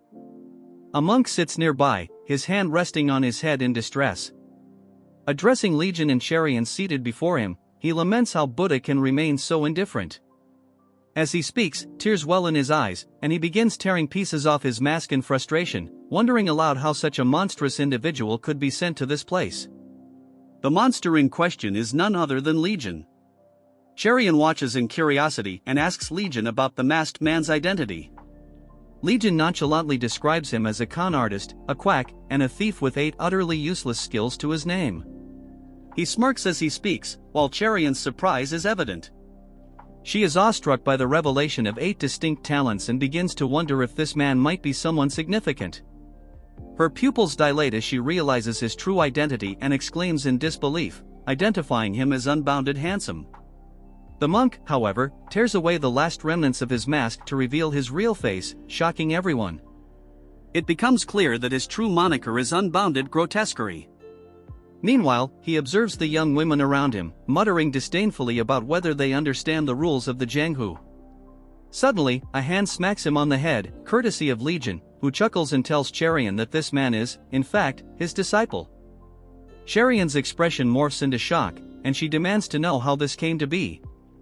Legion explains with a grin that the monk lost a bet to him, and the terms were simple: the loser had to become the winner's disciple. Curious, she asks what kind of bet it was. Legion recounts how it began as a game of checkers, during which the monk accused Legion of using telepathy to cheat. From there, it escalated to a fraudulent duel and then a legitimate fight, all of which the monk lost.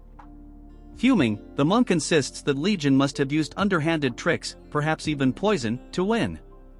Cherian listens intently and muses to herself that poison and trickery are this man's specialties, yet Legion managed to best him even in those areas. With a sly smile, Legion announces he has a request. Acknowledging the monk's skill as a quack but a good one, he asks for help with a patient. The monk protests angrily, declaring that he doesn't just treat anyone. He reminds Legion that many wealthy individuals have perished because he refused to treat them recklessly. Unperturbed, Legion offers a deal: if the monk helps this patient, the terms of their bet will be nullified. The monk's eyes light up in surprise, and he stands upright with renewed energy, declaring, "All right, let's end this unpleasant connection once and for all." As they prepare to leave, Cherian nervously asks Legion who the patient is. Legion responds with a bright, reassuring smile but remains cryptic. Soon after, the truth dawns on Cherian: Legion's patient is none other than her younger sister. She watches as Unbounded Grotesquerie carefully examines her sister, who has been suffering from an undiagnosed and untreated condition for years. The monk focuses intently on his task, checking for signs of heart disease with a sharp, discerning eye. The sister, mesmerized by his skill, feels a spark of hope she hasn't experienced in years. Cherian observes silently, her emotions wavering between disappointment from past failures and cautious optimism. After a tense pause, Legion asks the monk about her sister's condition, speaking respectfully for once. With a serious expression, the monk declares that the child was stung by a venomous insect called the blood bee, a rare and deadly creature. The parents are visibly stunned upon hearing this revelation.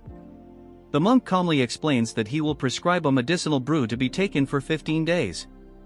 Afterward, proper nutrition and regular exercise will help her regain her strength, and she should make a full recovery within a year. The simplicity of the treatment, coupled with its life-changing implications, leaves everyone in awe. The younger sister is captivated by the monk's brilliance, while her parents and Cherian are overwhelmed with relief. For the first time, they dare to hope for her survival. The sect leader, moved to tears, kneels before the monk, thanking him profusely and praising him as the great Unbounded Grotesquerie. The atmosphere is deeply emotional, especially for Cherian, who never dared to dream her sister could be saved. The mother turns to Legion with heartfelt gratitude, thanking him for bringing such a skilled individual to their aid and promising to repay his kindness. As everyone breathes a sigh of relief, the tension in the room dissipates, leaving behind an air of hope and newfound faith. Legion smiles warmly, saying, "You shouldn't think much of it, your daughter worked hard and even risked her life." Turning to her, Legion adds in a gentle tone, "It was all thanks to her," addressing everyone present. The eyes of the family fill with a mix of grief and gratitude as Legion congratulates Cherian, commending her for a job well done. Overcome with emotion, she cannot hold back her tears and softly says, "Thank you," her voice trembling. Legion simply smiles, watching her as she tries to gather herself. The scene radiates joy as the mother embraces her daughter, their bond evident in their expressions. Legion offers comforting words to everyone, while Baldy, true to his nature, revels in spreading his influence. After a short while, Legion clasps his hands together and says with a hint of humor, "I'm sorry about everything, Senior Unbounded. You've completed your part, and you can return now." Baldy smirks and replies, "Right you are. You're a straightforward guy, it's fun being around you. But, let's not pretend this is the only reason you came to me." His tone grows stern as he looks at Legion, waiting for an honest answer. Legion nods earnestly. "You're not wrong," he admits. "At first, I sought your help to conquer this world. But that child's life mattered more." Baldy looks at Legion thoughtfully. "So, even one child's life is precious to you, huh? 3 years ago, when you were just a reckless brat, you said something similar. You dreamed of creating a great Jianghu back then. I thought they were just the immature words of a child." Pausing, Baldy studies Legion carefully. "But it seems you've grown since then. Tell me, do you still hold on to that dream?" "Of course," Legion replies firmly. Baldy's gaze sharpens, almost as if peering into Legion's soul. "Then show me this great Jianghu you speak of. If you can, I'll help you." Legion's expression turns serious. "You'll have to risk your life for it. Are you sure you won't regret this?" Baldy smirks confidently. "I won't," Legion chuckles slightly. "Then be ready. You'll even have to call me young master." Baldy snorts. "That's better than calling you master. Besides, I'm curious about what you'll accomplish." "What's next on your agenda?" Baldy asks, his tone more casual. Legion's lips curl into a smile. "I've gained a new companion," he says with a glint in his eye. Time shifts to a different moment, a small island, where the third trial of the Dragon and Phoenix tournament is set to take place. A massive crowd of participants, including numerous dragons and phoenixes, has gathered here. All of them have successfully passed the second round, yet confusion lingers among the group. Cherian turns to Legion, remarking, "I didn't expect the third trial to take place on an island." Just then, the sharp voice of the instructor booms over the commotion, yelling for his guards. 3 figures are seen arguing loudly with a messenger-like figure nearby. Intrigued, Legion and Cherian glance toward the commotion. It turns out to be the successor of the Southern Peak Alliance, clearly agitated. "How does the instructor expect me to be left on this desolate island without my guards?" he shouts indignantly. The messenger attempts to calm him down, explaining, "The Southern Peak Alliance leader has already agreed to the fairness of this trial." Legion smirks, muttering, "Those immature guys never change." His words don't ease Cherian's concerns, as she worries aloud if they'll be safe in such a precarious situation. Legion reassures her, saying, "The experts from the Northern Heaven Supreme family, mentioned by the instructor, are surprisingly skilled." Cherian is astonished by Legion's ability to sense their presence. He adds, "Even so, we can't let our guard down," as a ship approaches the island. On board, a girl hides herself, her eyes wide with fear.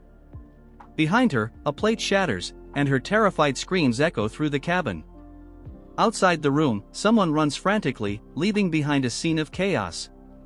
In another part of the ship, an ugly pervert lounges on his bed, grumbling. Where did they find someone so half-assed looking? He sneers. He calls out to someone outside, "Hey, how much longer?" A man replies from beyond the door, "About 15 minutes until we arrive." Licking his lips, the pervert leers, "All right, let's see if the women of these so-called noble families are really any different."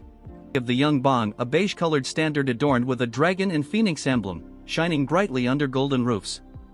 A bald man named Yam Chong, the examiner for this stage, steps into view. His presence creates a buzz among the participants. "That's Yamchong," someone exclaims in awe. "A true hero," another murmurs, astonished that a master of his caliber is overseeing the third trial. Legion and Cherian observe the commotion. She turns to him and asks, "Is the third trial a flag capture battle? Do we have to fight for it?" Her question is logical, but Legion's response surprises her. "It's not exactly about fighting for the flag," he says cryptically. The scene shifts as Legion gestures toward two gates at the island's edge. "See those two entrances?" He begins. "If you enter through the left gate, you'll circle the island and come out through the right gate." In other words, this entire island is the third gateway. It means that they don't have to follow the path, they can just make one by themselves. The trial takes a surprising turn as the examiner announces, "If you want to continue the trial, the first 4 pairs to return here will each claim a young bang flag." The participants are stunned but quickly focus, realizing the gravity of the challenge. Only 8 individuals, 4 pairs in total, will succeed in claiming the coveted flags. As murmurs ripple through the group, a girl guesses, could it be a test of quick movement skills? Her speculation startles another girl, who hadn't been paying attention. The first girl smiles and introduces herself. She introduces herself as Jiango from the Yong clan, and the one alongside him is her senior brother, she says cheerfully. Her senior brother bows and greets the group. "Nice to meet you," he says, joining his hands together politely. Legion, ever observant, asks, "You're the lady from the Zhang Geometry clan, correct?" The official name of the Sword clan. Cherian looks startled that he knows this, but before she can respond, Jiango says, "My senior brother apparently saw you last time and fell for you." The senior brother, flustered, protests, "When did I ever?" "That's a misunderstanding, my lady." Their awkward exchange draws the attention of the examiner, who shouts, "Stop fooling around." Embarrassed, they all apologize, including Legion, who chuckles while watching the scene unfold. The examiner continues, "Having quick movement skills alone won't win you a young bang flag. This island is full of mechanical traps." Mechanical traps? The participants echo in alarm. The examiner nods. "Yes, but don't worry. The arrow tips are wooden, not sharp like real weapons. If you find yourself trapped and unable to proceed, call for the nearest instructor. They'll always be close by." The head instructor wishes them luck, and the trial begins. Legion and Cherian choose a path that no one else has ventured onto. As they walk, Cherian looks around at the unfamiliar scenery and comments, "No one else chose this path." Legion replies with a knowing smile, "Walking a path no one has taken before carries a deeper meaning." Curious, Cherian asks, "Did you really start traveling when you were 10? You must have been to so many places." Legion nods, "There are hardly any places I haven't been to." Hearing this, Cherian sighs with a dull expression. "That must be amazing." She reflects privately, thinking that all of Legion's surprising skills must stem from his vast experiences. Looking downcast, she mutters, "When I look at you, I feel like a frog in a well." Legion glances at her and responds warmly, "Don't worry. I'll take you to many places from now on." He smiles brightly, and the girl blushes at his words, her mind swirling with the promise. Just as she's about to say something, Legion interrupts, "Didn't they say the instructors would be everywhere?" Cherian pauses. "Why?" Legion's tone turns serious. "I can't sense anyone nearby." This revelation stuns her, and her face pales. "What?" she asks, her voice trembling slightly. They both stop walking, scanning their surroundings cautiously. The girl, trying to mask her unease, spins around and says nervously, "Why are you trying to scare me? Let's just keep going." She hastily quickens her pace, but Legion stays rooted, deep in thought. Suddenly, a rustling sound pierces the quiet. Cherian reacts instantly, unsheathing her blade and taking a defensive stance. In a flash, an object flies toward her. She blocks it with her sword, but the impact forces her to take several steps back. As the commotion settles, Cherian notices an arrow lying on the ground. "A trap mechanism," she murmurs, relieved. She turns to see Legion standing calmly, holding another arrow, the one that had been aimed at her back, caught in his bare hand. Her shock is evident. "Thank you," she says, deeply grateful. Legion examines the arrow and frowns. At this speed, even wooden arrows would be dangerous, but this isn't wooden. Cherian stares at him, confused. He flips the arrow to reveal its sharp, metallic tip. "This is a real arrow," he says gravely. Both realize someone has tampered with the traps. Before they can process this, a rattling sound and a scream echo through the air. Legion's expression hardens. "Let's check it out," he says, dashing toward the source of the noise. Cherian follows, her blade still drawn. Cherian doesn't lag behind and leaps into motion, closely following Legion. Meanwhile, the ship of the infamous lecherous demon arrives at the island's port. Two instructors stand near the dock, observing the vessel's unexpected arrival. One instructor furrows his brows. "Did anyone report a boat coming? It looks like some fool has wandered onto the Yongbang competition grounds." The other instructor shakes his head, but before he can respond, a strange fluid-like object comes hurtling through the air toward them. Upon closer inspection, it's not fluid, it's something swollen, bouncing erratically. Their eyes widen in horror as the grotesque realization hits. It's a severed head rolling across the ground. The lifeless gaze of their fellow instructor stares back at them, leaving them frozen in shock. From the shadows, a sinister voice echoes, drawing closer. "So, there were more instructors? I sent my subordinates to deal with them earlier, but it seems pests keep crawling out of nowhere." Emerging into view is the lecherous demon, blood smeared across his face and body, as if he had just feasted on something. His menacing aura causes fear to ripple through the air. One instructor, trembling, unsheathes his sword. "You go and inform the examiner right away," he shouts to his companion. The other instructor quickly turns to flee, but before he can take more than a step, a rattling chain weapon flies through the air, wrapping tightly around his neck. In an instant, the chain tears his head clean off, sending blood spraying in all directions. His lifeless body crumples to the ground, his head landing a few feet away. The surviving instructor stares in sheer terror. Before he can utter a word, the same chain lashes out again, slicing through the air. His words are cut short as the chain strikes, ending his life just as brutally as his companions. Blood stains the ground as the lecherous demon swings his weapon lazily, stepping over the bodies of the fallen instructors. "Well, the women are waiting," he mutters with a twisted grin. "Shall we proceed?" Elsewhere, Legion sprints toward the source of the scream he heard earlier, Cherian following closely behind. When they arrive, they find a group of participants gathered in the forest. The scene before them is grim. Someone is crying uncontrollably, while others have their hands over their faces, struggling to process the horror. Legion halts abruptly, startled by the grisly sight. Cherian peers over his shoulder, equally shocked. Among the group, a young woman is sobbing over her senior brother, whose fate is more brutal than anything seen before. His lifeless body is mutilated, barely recognizable, adding an even darker weight to the already grim atmosphere. The successor of the Southern Peak Alliance stands frozen in shock, unable to speak. Cherian approaches the grieving woman.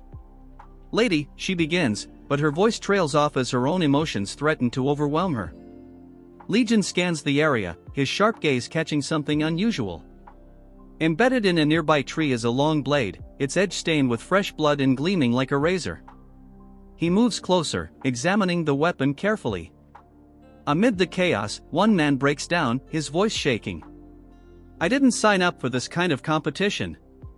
His panic is palpable. His partner, equally terrified, responds, "Forget the Yongbang flag, I just want to get off this island." Another participant begins yelling for an instructor, desperately calling for help. But no one comes.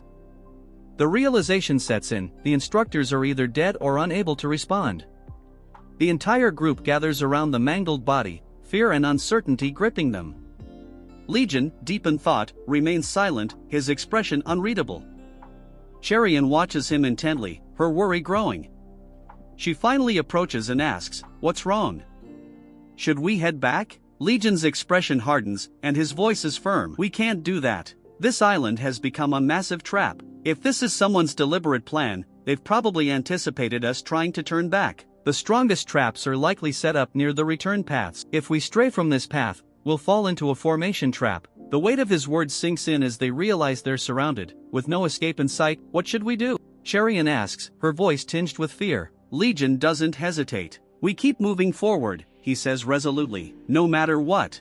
Amid the heightened tension, Legion and Cherian stand amongst the gathered crowd, their collective thoughts weighed down by the precarious situation. The group is acutely aware of the formation arrays embedded around them, compounding their unease. Cherian, turning toward Legion, questions, is there any method to dismantle these arrays? Legion, his expression cold as stone, replies, there is always a means to neutralize mechanical devices or formation constructs, they are, after all, the work of human hands. Cherian struggles to fully grasp the implications of his words as Legion elaborates, it's about anticipating the possibility that even the creator of the array could be ensnared by it. Humans detest problems with no solutions. This means that every creator embeds a failsafe for themselves. Cherian, intrigued yet uncertain, probes further, so, does that mean we can disassemble this formation array? Nearby, the companion of the Southern Peak young master listens intently to their exchange. Legion, his tone darkened with resignation, answers, dismantling an array is no simple undertaking, even for someone of my caliber. Glances toward Legion with an air of skepticism, her thoughts swirling. She wonders if Legion is exaggerating his abilities merely to impress Cherian, but begrudgingly acknowledges he is still far more capable than the Southern Peak young master. The latter, visibly shaken, mutters to himself about needing to inform his grandfather, trembling as though on the verge of collapse.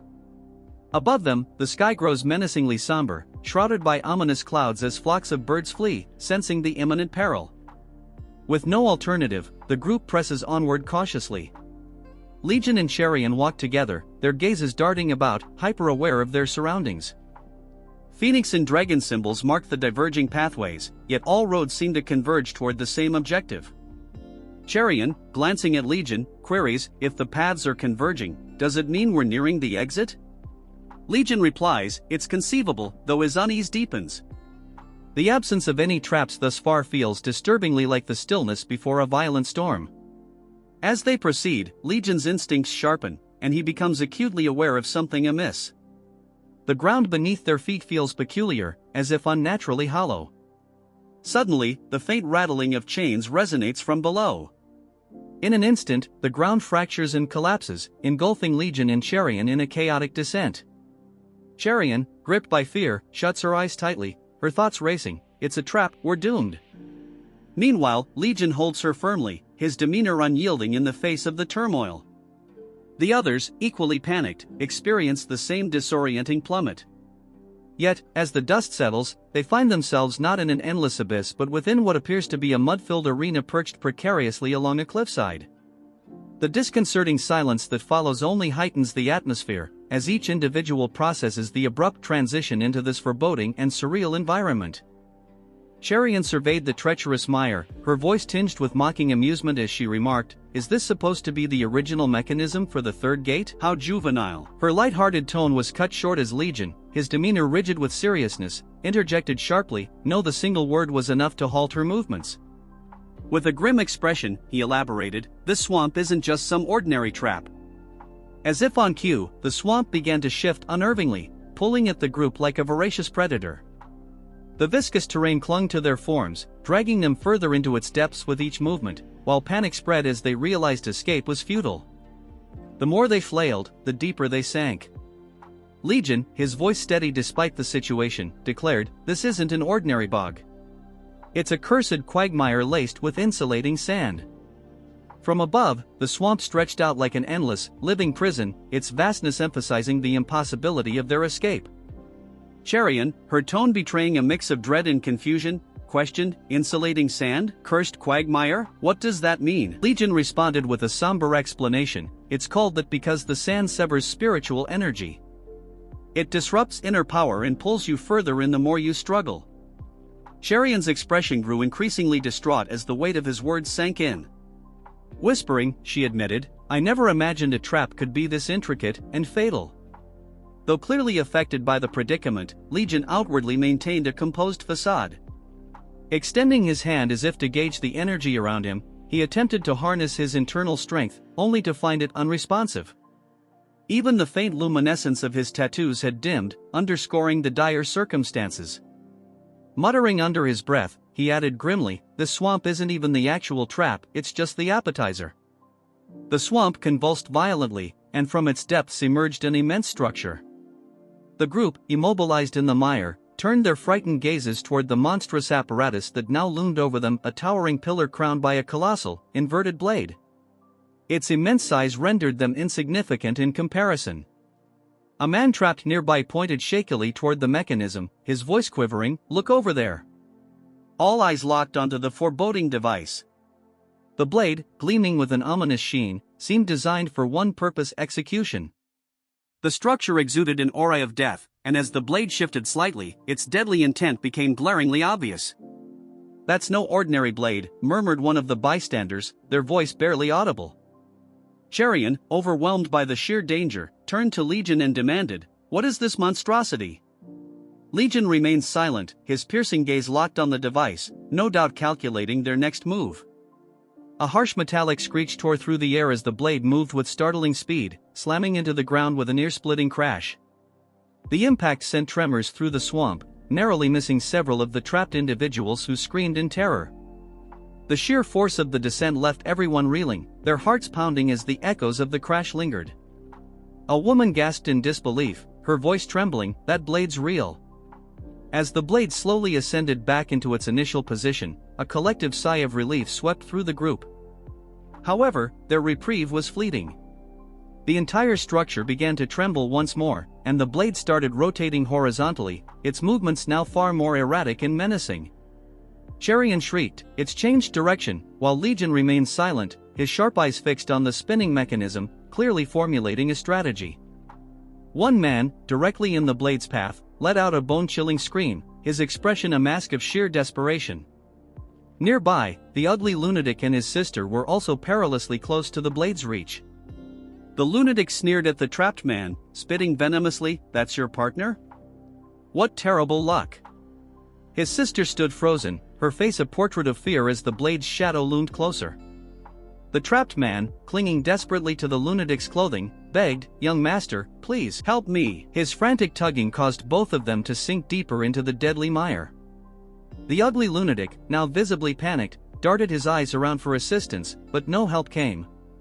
His sister shouted in despair, "Do you want us both to die? Let him go." Her voice cracked with urgency, but the lunatic hesitated, torn between saving himself and the man's desperate cries. The mechanism roared to life once more, signaling the blade's imminent descent. The group watched in paralyzed fear as the blade's spinning form drew closer, its deadly edge promising only devastation. Death loomed like an unyielding storm, the tension in the air as sharp as the blade itself. In the blink of an eye, the unimaginable unfolded, the blade, descending with unrelenting velocity, tore through the mechanism like a comet slicing the heavens. The ugly lunatic's expression twisted into one of sheer terror, his jaw slackening as the grim realization struck, he was squarely within the blade's deadly reach. A scream, raw and primal, erupted, only to be drowned out by the sound of carnage. Blood sprayed across the mire, painting the swamp in grotesque crimson streaks. The cries of agony persisted, resonating like an eerie symphony until the scene was shrouded in a heavy darkness. When clarity returned, the ghastly tableau that emerged was enough to turn stomachs. The ugly lunatic and his sister stood drenched in gore, their faces and garments spattered with blood. Clutching a blood-streaked sword that still dripped crimson, the lunatic revealed the full scope of his actions. Overcome with frenzied desperation, he had severed the arms of the man clinging to his cape, a futile bid to liberate himself from the man's grip.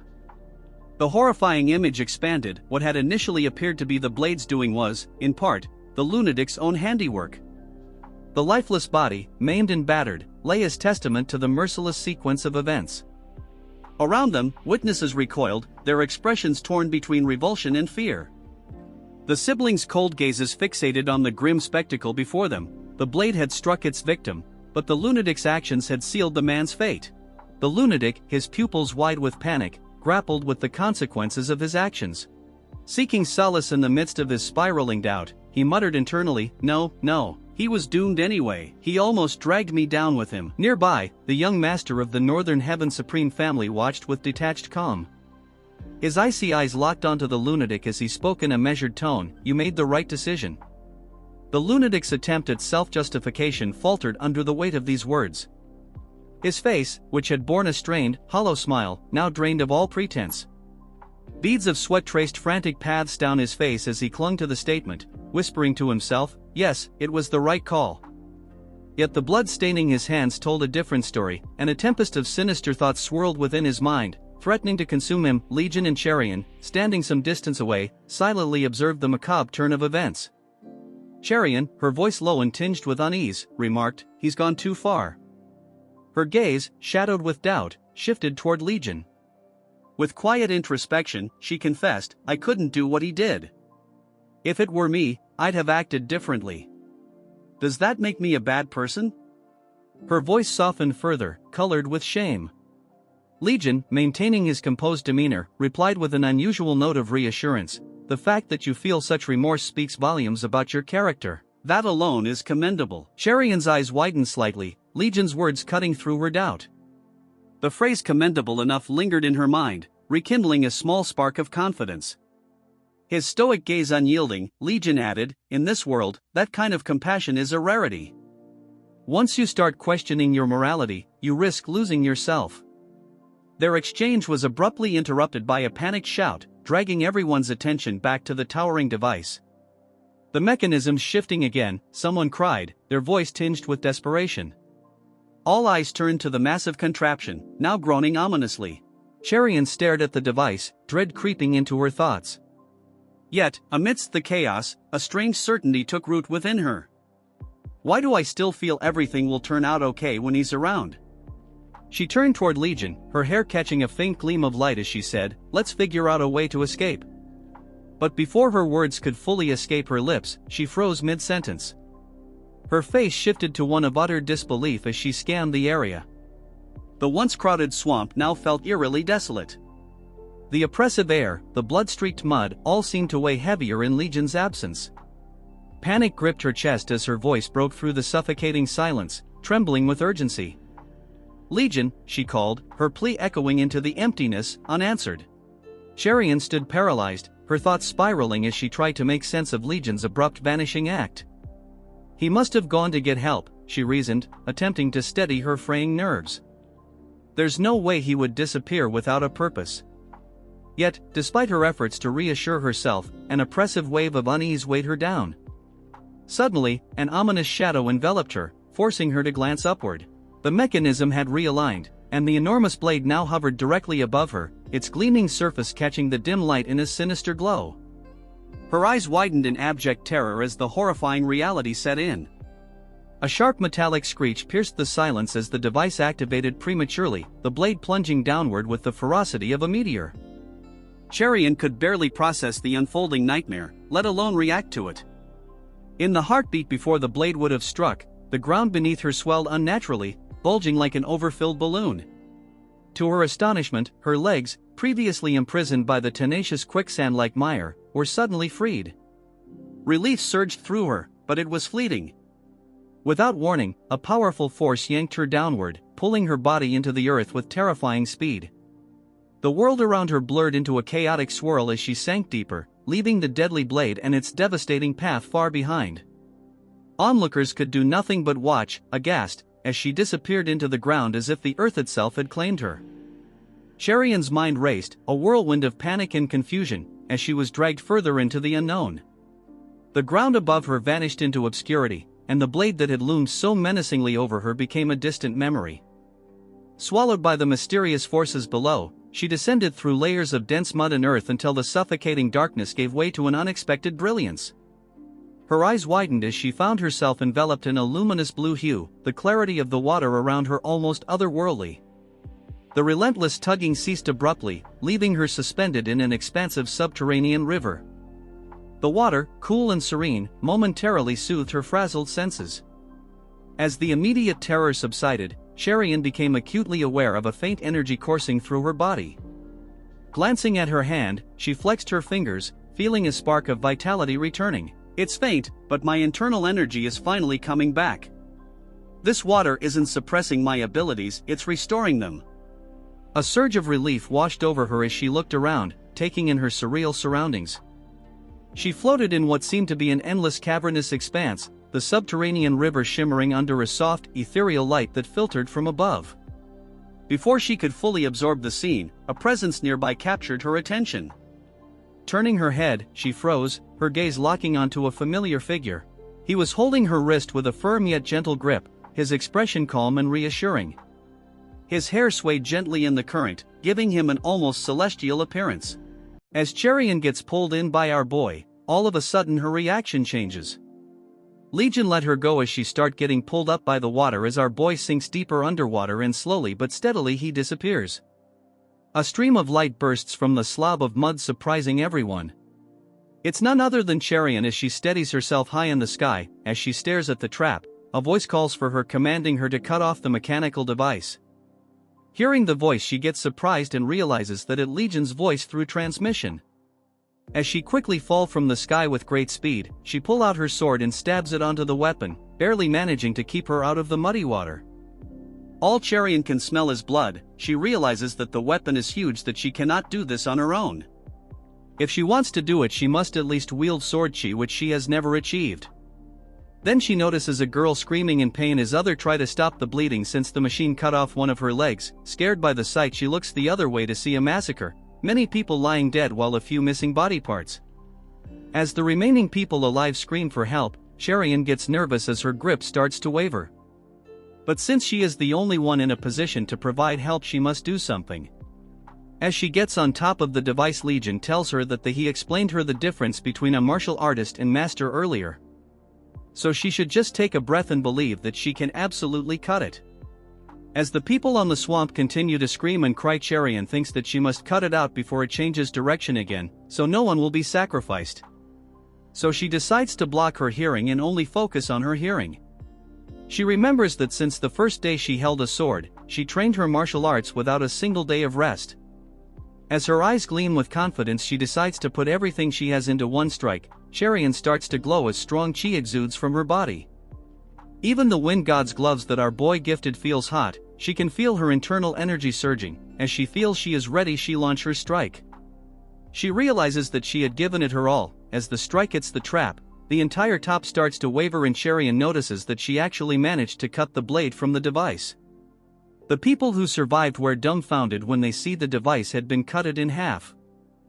Cherian gasps as she hears them quell in happiness, that they can finally go back. As everyone reaches ground and Cherian now reunites with Legion, a man approaches our girl and thanks her for destroying the trap.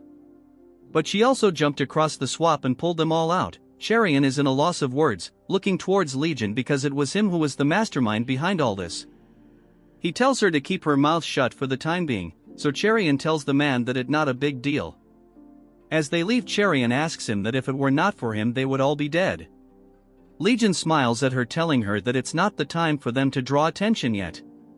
Cherian cannot understand what he means by yet, and he might be planning something. She wonders how things turned into this massacre, and if this really was a coincidence that someone targeted the phoenix and dragons. Legion, like an auntie, tells her that there is no such things as coincidence in Jianghu. Legion explains that he doesn't know the exact reason, but this is not the work of a single individual, so he suspects that an unknown organization is involved. Cherian is confused, so our boy says that since they dared to against the Northern Heavenly Supreme Family, they are not ordinary people. The scene shifts to another place where a woman is resting, excluding an aura of unparalleled beauty. She fans herself as butterflies flies around her. She tells the old man sitting across that her people should already have started the act.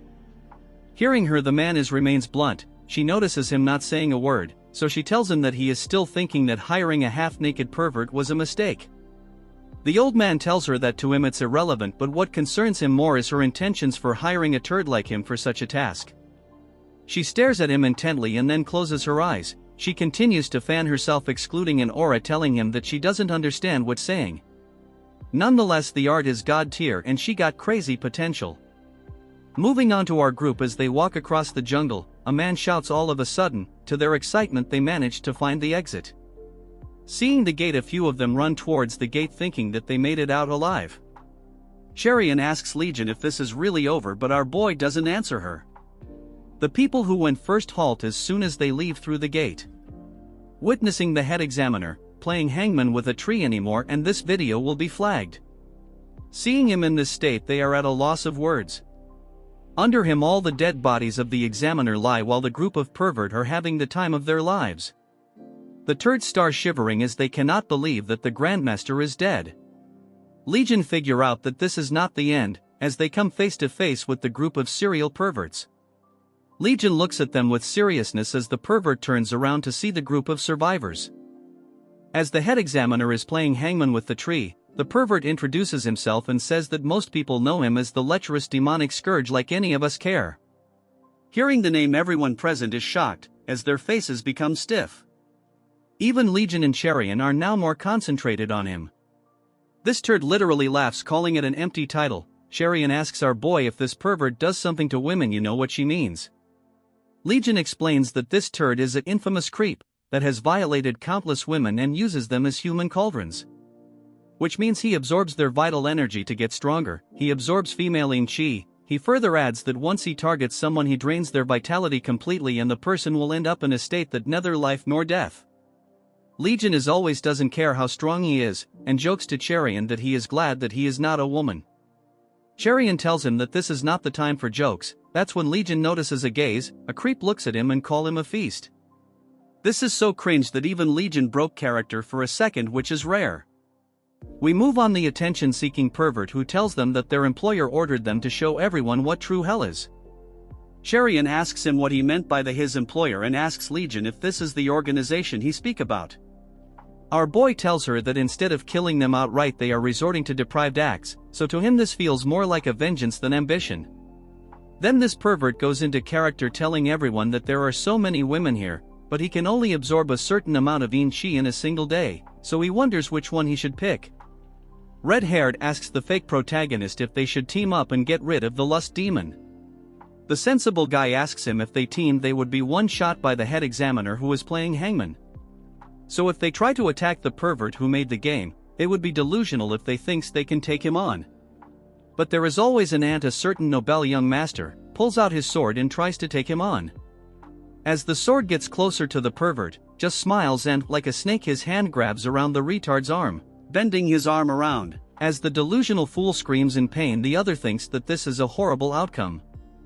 Then the pervert grabs him by the neck and lifts him in the air. Then proceeds to insult him, telling him that he was yapping the most but he was just a dog that was all bark but no bite, so he warns him to lower his gaze. This guy actually has guts. Instead of lowering his gaze he curses at him, calling him a female dog, since his grandfather told him that a fight is all about spirit. To bring this delusional guy into reality he starts slapping him, blood spilling from his mouth. Seeing the gruesome scenario, everyone is stunned so much so that they can't even make a sound. The pervert continues to spam his slaps left and right, seriously injuring the kid. Cherian tells Legion that if all of them attack maybe they can stop him. Even she is delusional. My man has been one-shotting overpowered character, yet she thinks he is like them. Legion stops her from attacking and tells her that the pervert will not kill him. With a cold expression our boy tells her that as more time passes this experience will be a great source of strength for him in the long run. As blood drips from his shoes, delusional boy is so wounded that one more slap will probably kill him. As he cannot keep his up anymore he drops his gaze along with his head. Seeing this the pervert tells him that he should have done it much earlier, throwing him to the floor. As he drops senseless in the ground pervert find it very fun. As pervert was about to turn around he tells him that he should have been obedient from the start. But he notices that the Bioqua lending a hand to delusional kid. Seeing her the pervert asks her to introduce herself. As she does that with a normal confident tone, the pervert starts dreaming, telling her that she is the top beauty of Jiangu and as the rumors describe. Since she is from the prestigious Green Water Mountain her internal energy is bound to chaste as well. Bro is literally treating everything as a snack. Then he moves to the crowd and says that one will not be enough for him. Then he looks at the bunch and tells Cherian that she has also piqued her interests. Hearing this she gets shocked as pervert orders his subordinate to bring the ones he has selected, and keep the rest on watch. Hearing this the subordinate gets caught off guard. He informs the pervert that we're ordered to bring all of them and leave the island before anyone noticing. The pervert grabs him by the collar and tells him that has been waiting for this moment for so long. Bro really likes cats, and continues that if any objections they will be killed on spot. A voice break their conversation. It was no one other than Legion. Another lackey tries to charge up, telling our boy how dare he be arrogant. Legion in the most cheesiest tone tells them that Cherian is his phoenix partner, so they will live and die together. Hearing this even the pervert stops his conversation looking at our boy. With the psychotic laugh Legion tells them that if they take her they should him along as well. Bro literally signed his death sentence when he chose our girl. The pervert thinks that our boy is a complete lunatic, so he orders his lackeys to bring alone the partner of both the women and he will show them some. As the group reaches a cave after some time, the pervert says that he has never seen women as beautiful as these two. As he faces the 4 people staring at them, he says that he is less lucky that he didn't get one but instead got 2 snacks at one time. Then he says that our boy and Cherian looks like they are lover, and Legion just smiles calmly, which my friends is dangerous. He tells them that once he had a snack and the man could only watch and not do anything, which was very fun as he gets close to our girl, telling her that he looks forward to today as well. All of a sudden the fire lamenting the cave goes dark. The next instant the 2 people fall on the ground instantly. Noticing that his blood vessels are sealed, he panics. Taking out his weapon, he wonders who did it. As he looks at Cherian, he figure out that it's not him. In the pitch black room, he thinks that it might be Legion. Our boy gives him a side look confirming his suspicions, making him shocked and scared at the same time. Dude is uglier than the hero from Beauty and the Beast. Legion smirks at him, since he is just a psycho playing games with everyone. The pervert attacks our boy, but instead of doing anything he just starts laughing. Leaping in the air, he dodges the attack, shocking the pervert that our boy managed to dodge his attack. Legion lands on the chain charging towards him, and in an instant he lands an attack on him. Although he doesn't react much, the pervert starts laughing. He managed to block him attack, telling Legion that he is not an ordinary up-and-coming youngster. Legion doesn't care and laugh, telling him that it's pretty obvious. Rest in peace, pervert, you will never be remembered after next chapter. This part starts with the ugly pervert spamming his weapon, destroying his surroundings. Cherian carries both the turd that he neutralized earlier as the entire cave starts collapsing. Moving to the ugly pervert, because of the chaos he has caused, because of the rubble and dust, he cannot find Legion. As he continues to look around, curing our Chad, to his surprise he is behind the pervert ready to attack him. At the last moment he notices a presence behind him and barely manages to escape the fatal blow. As he wraps Legion's hand around with his chains, he is not very happy that our boy inflicted a wound on his beautiful face. Because of this wound, the women will get scared as he tosses Legion around. What's funny is that our boy doesn't really care. Legion easily balances himself and launches himself towards pervert, landing a gruesome kick so strong that he starts vomiting blood. Pervert gains his composure and stands on his feet, even more agitated, tries to attack our boy with a strong attack. With one hand Legion blocks his strike and with the other one he breaks his annoying weapon. As pervert continues to launch his attacks, he blocks every single one of his attack. Cherian cannot believe that the battle is this intense. She knew that our boy was very strong, but to not that degree. Is she for real? Because this is dumb. He already showed her a few feats not normal for most people. Moving on to the pervert, because of the intense attacks from our boy, pervert is having a hard time. He didn't expect a guy of Legion's caliber to be here. Because he was lost in his thoughts, he lost focus, wondering how Legion can be strong at such a young age. He notices that Legion is using a palm technique as waves of energy surround his hands. Pervert starts laughing because this is his strong point, as he confidently collides with our boy. As their palms collide, a huge wave of energy covers the entire area. This dumb delusional pervert thinks that Legion is dumb, because no matter how strong our boy is, he is only 20 years old, so he can never compete with the energy he has accumulated after collecting yin chi for years. Pervert suddenly notices that something is off because Legion is not losing no matter how much energy he uses. Veins starts popping all over his face as he uses everything he has. Because of this sudden rise in energy, the entire cave starts breaking down. As the cave starts shaking vigorously, Cherian thinks that the cave will not survive the shock. As this pervert out all of his energy that he has collected for decades, the cave can't handle their energy and falls down, exposing the moonlight that now brightens the entire area. Under the moonlight, the turd now faces a wall that he can never overcome. Cherian sees that the cave will collapse anytime. As they continue their dual cultivation position, the dust around them slowly starts to fade away. Legion tells him that he is so stupid that he killed so many people just for this mere strength. Pervert gets overwhelmed as Legion release a bit of his energy, throwing pervert onto a wall. The impact was so strong that it broke the wall, and made the pervert vomit blood. Pervert for the first time realizes that he is a side character and Legion is much stronger than him. Since he will die if he doesn't come up with something fast, he looks at Cherian, planning to grab her hostage, but bro just dig his own grave. Cherian notices the weapon approaching her at lightning speed. Legion on the other hand unleashes his demonic sword. As for Cherian is shocked to see what is going on. Pervert's chains get broken in half. He looks up to see Legion aiming for him head using that overpowered sword of his. Legion tells Cherian to close her eyes as his sword hit the ground, splitting it into half. Pervert cannot believe what Legion is even wielding, but he barely managed to dodge the blow.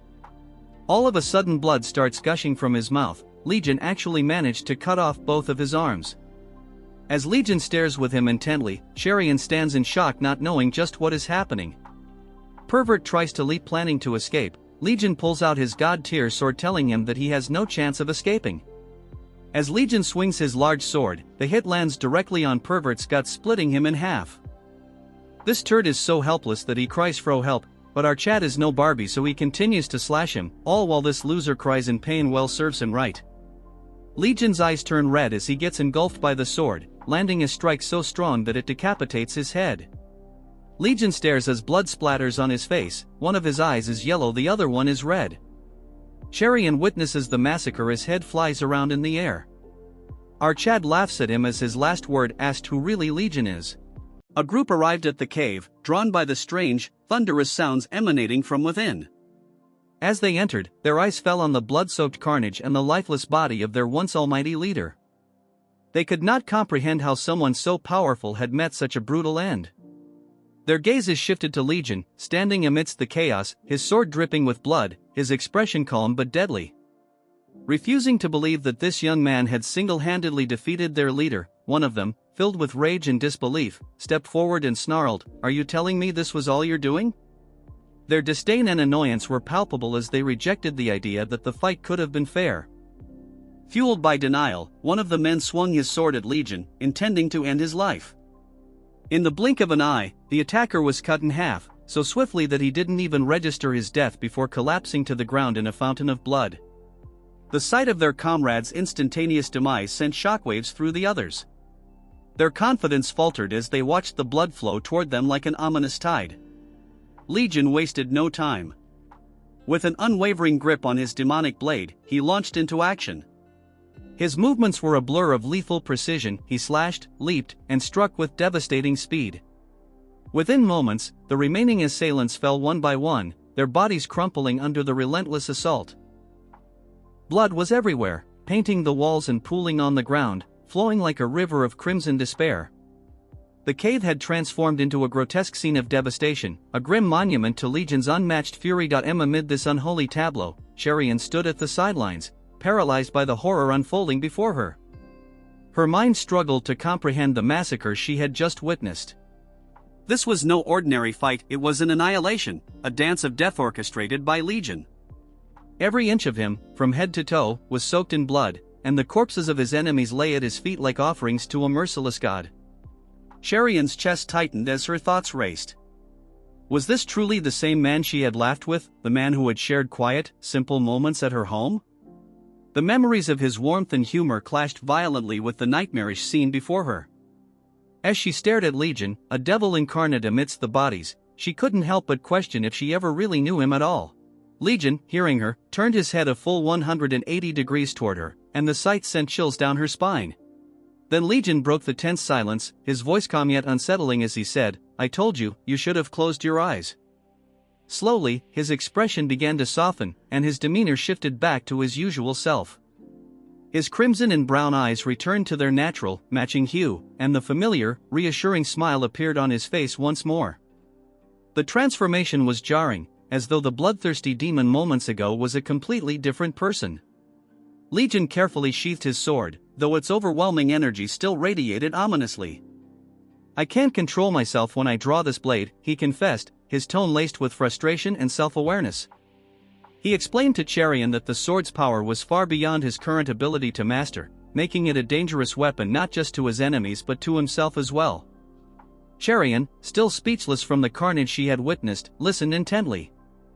Breaking the silence, Legion revealed that the weapon had once belonged to his mother, an unexpected revelation that added a layer of mystery to his origins. As Cherian observed the terrifying blade, she couldn't help but reflect on how such an instrument of destruction could be tied to someone as significant as his mother. Sensing her unease, Legion shifted the conversation, introducing his father's weapon, a sword he carried but refused to draw. "I'll conquer the world with only my mother's weapon," he declared with unwavering determination. "I will never wield my father's sword."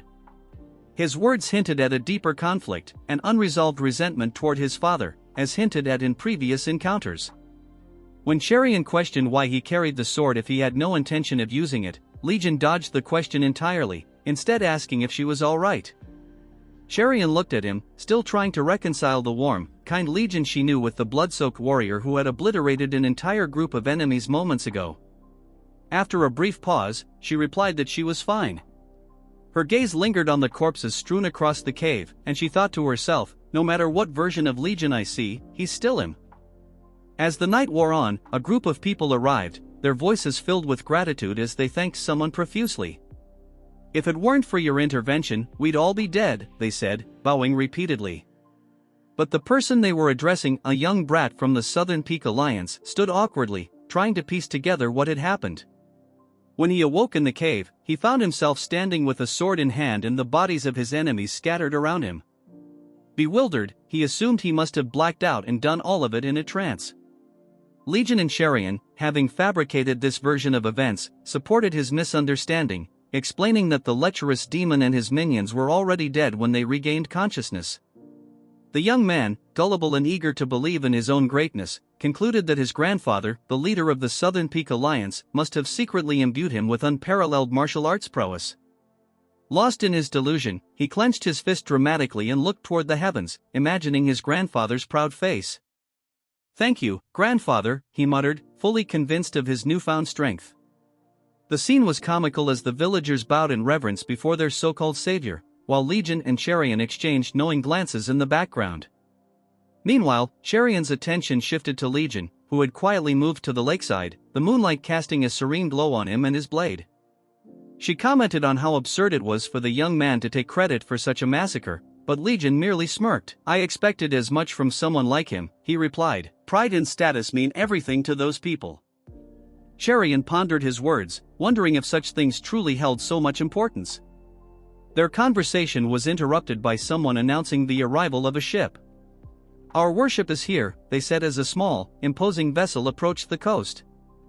The incident had triggered a ripple of changes, and Legion, with his determined stance, seemed fully aware of the shifting tides. Meanwhile, the Dragon and Phoenix tournament, which had already taken a dramatic turn, now reached an abrupt and mesmerizing conclusion, set against the backdrop of a grand castle shimmering under the night sky. We observe the head of the Northern Peak Alliance as a man approaches him, saying, "Exterminating that lecherous demonic scourge and rescuing those people, your grandson did an exceptional job." This man still seems oblivious to the truth. The old man, however, with his head lowered, understands the situation all too well. He responds, "That wasn't my grandson's doing." The man looks puzzled, replying, "I beg your pardon?" Unfazed, the old man elaborates that while his grandson's poison techniques were formidable, they weren't sufficient to defeat someone like the lecherous demonic scourge. Recognizing his grandson's limits, he sighs deeply. The man then asks, if not him, who could it have been? The old man, after a moment of thought, recalls Legion and mentions how he heard the boy participated in the tournament. The big man, now intrigued, asks, "Are you referring to that boy?" The old man nods, thinking back to the image of Legion, a memory etched deeply in his mind. He muses silently, could it really be him? Could that boy have defeated the scourge single-handedly? It's almost impossible, yet I can't shake the feeling he's somehow tied to this incident. The larger man suggests investigating Legion discreetly, but the old man waves off the idea. There's no need to provoke him unnecessarily. For now, we'll feign ignorance and observe. The man acknowledges this and then remarks, in any case, this is an opportunity to tarnish the reputation of the Northern Heaven Supreme family. The old man, however, calmly explains his decision to let this matter rest for now, much to the man's surprise. Of course, we could exploit this situation to our advantage, the old man says, but we can't risk digging a hole so deep it traps us as well. The man is visibly shaken by this revelation, realizing the potential for greater chaos. As the old man, with a manic glint in his eye, declares, "I don't know who's pulling the strings, but we will play along," the narrative shifts to a breathtaking landscape of towering peaks and lush forests. In the distance, someone mentions New Wind Manor, asking, "What is this place you mentioned?" It turns out to be Legion and Cherian, heading toward the manor. Legion reveals that the manor is his home, leaving Cherian visibly astonished. "This is your home?" she asks, her voice filled with disbelief. Internally, she marvels, just when I thought nothing he did could surprise me, he manages to outdo himself yet again. Legion opens the grand gates for her, explaining, "I built it with the intention of ushering in a new wind to sweep through Jianghu." As the gates creak open, Sherion's pupils dilate, mesmerized by the stunning palace and courtyard within. Though slightly smaller than her own home, it is still magnificent. When Legion asks her opinion, she responds, "It's stunning, but why is it so enormous?" Legion explains his vision of establishing a new sect here. Her jaw drops as he declares, "I'm naming it the Azure Heaven Sect." Delighted, she smiles brightly and praises the name, calling it beautiful. In a serene bamboo forest nearby, the two walk along a winding path. She compliments the picturesque back garden, asking when he started this ambitious project. Legion nonchalantly replies, "Just a few months ago." Suddenly, she halts, her expression changing as a dense fog rolls in. "Wait, is this an array?" she asks, her voice laced with curiosity. Legion nods casually, explaining, "Yes, it's a simple sound-blocking array, as though it were nothing extraordinary." They reach a massive door, and as Legion opens it, a radiant light bursts forth like the blazing sun. Sherian gasps as she steps inside, overwhelmed by the sight of an even larger sect under construction deep within the manor. Legion continues, "The real Azure Heaven sect is still being built here, within the heart of New Wind Manor." Sherian stands awestruck, her gaze sweeping across the vast, intricate structure, while Legion's unwavering eyes reflect his determination. From a bird's eye view, the Azure Heaven sect sprawls majestically, revealing its massive scale and the ambition behind its creation. Sherian is amazed because she is finding it hard to believe that there is such a space behind such an ordinary-looking manor. As for our overjoyed Legion, he tells her that in other words, the New Wind Manor is the entrance gate of the Azure Heaven sect. They are utilizing the gourd-like terrain of this place, so he is planning to handle everything using the New Wind Manor as a front. Our Chad brought all the laborers here with their eyes covered, that is for their own safety. He is going to build a training hall and dorm that can be used by several thousands of people. Sherian thinks that it is a hard thing because there are hardly any groups in Jianghu that can hold this scale of people, so she cannot figure out what our Chad is doing. Legion, with a serious look, explains that all this time, Jianghu was dominated by the four hegemons, so he is going to bring all of them down. Sherian cannot believe what he is saying. Exuding a graceful main character aura, Legion tells her that he is going to take their place. Moving to the Northern Heaven Supreme Family Wuhan branch, a turd bangs on the table, clearly expressing his anger. He tells everyone present that they entrusted their children with him because they had complete faith in him, blaming the unknown person that even if he lost one of his children, he wouldn't have said something like this. The other people present in the room think that they should stop him since he is crossing the line. The reason he is behaving this way is because he lost his greatest disciple, and his youngest daughter had her feet cut off. The mysterious turd starts speaking, telling him that as a father with children, he understands how the family heads are feeling.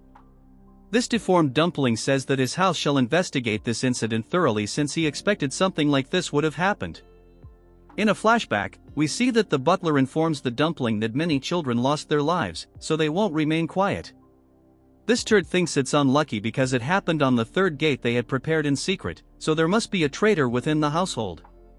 As this half-naked dumpling becomes even more deformed, he asks the butler what he needs to do, and the butler tells him that he needs to turn everyone who made small contributions, including Yang Sohang, into perfect heroes, therefore creating a theory that the dead children died because they were weak.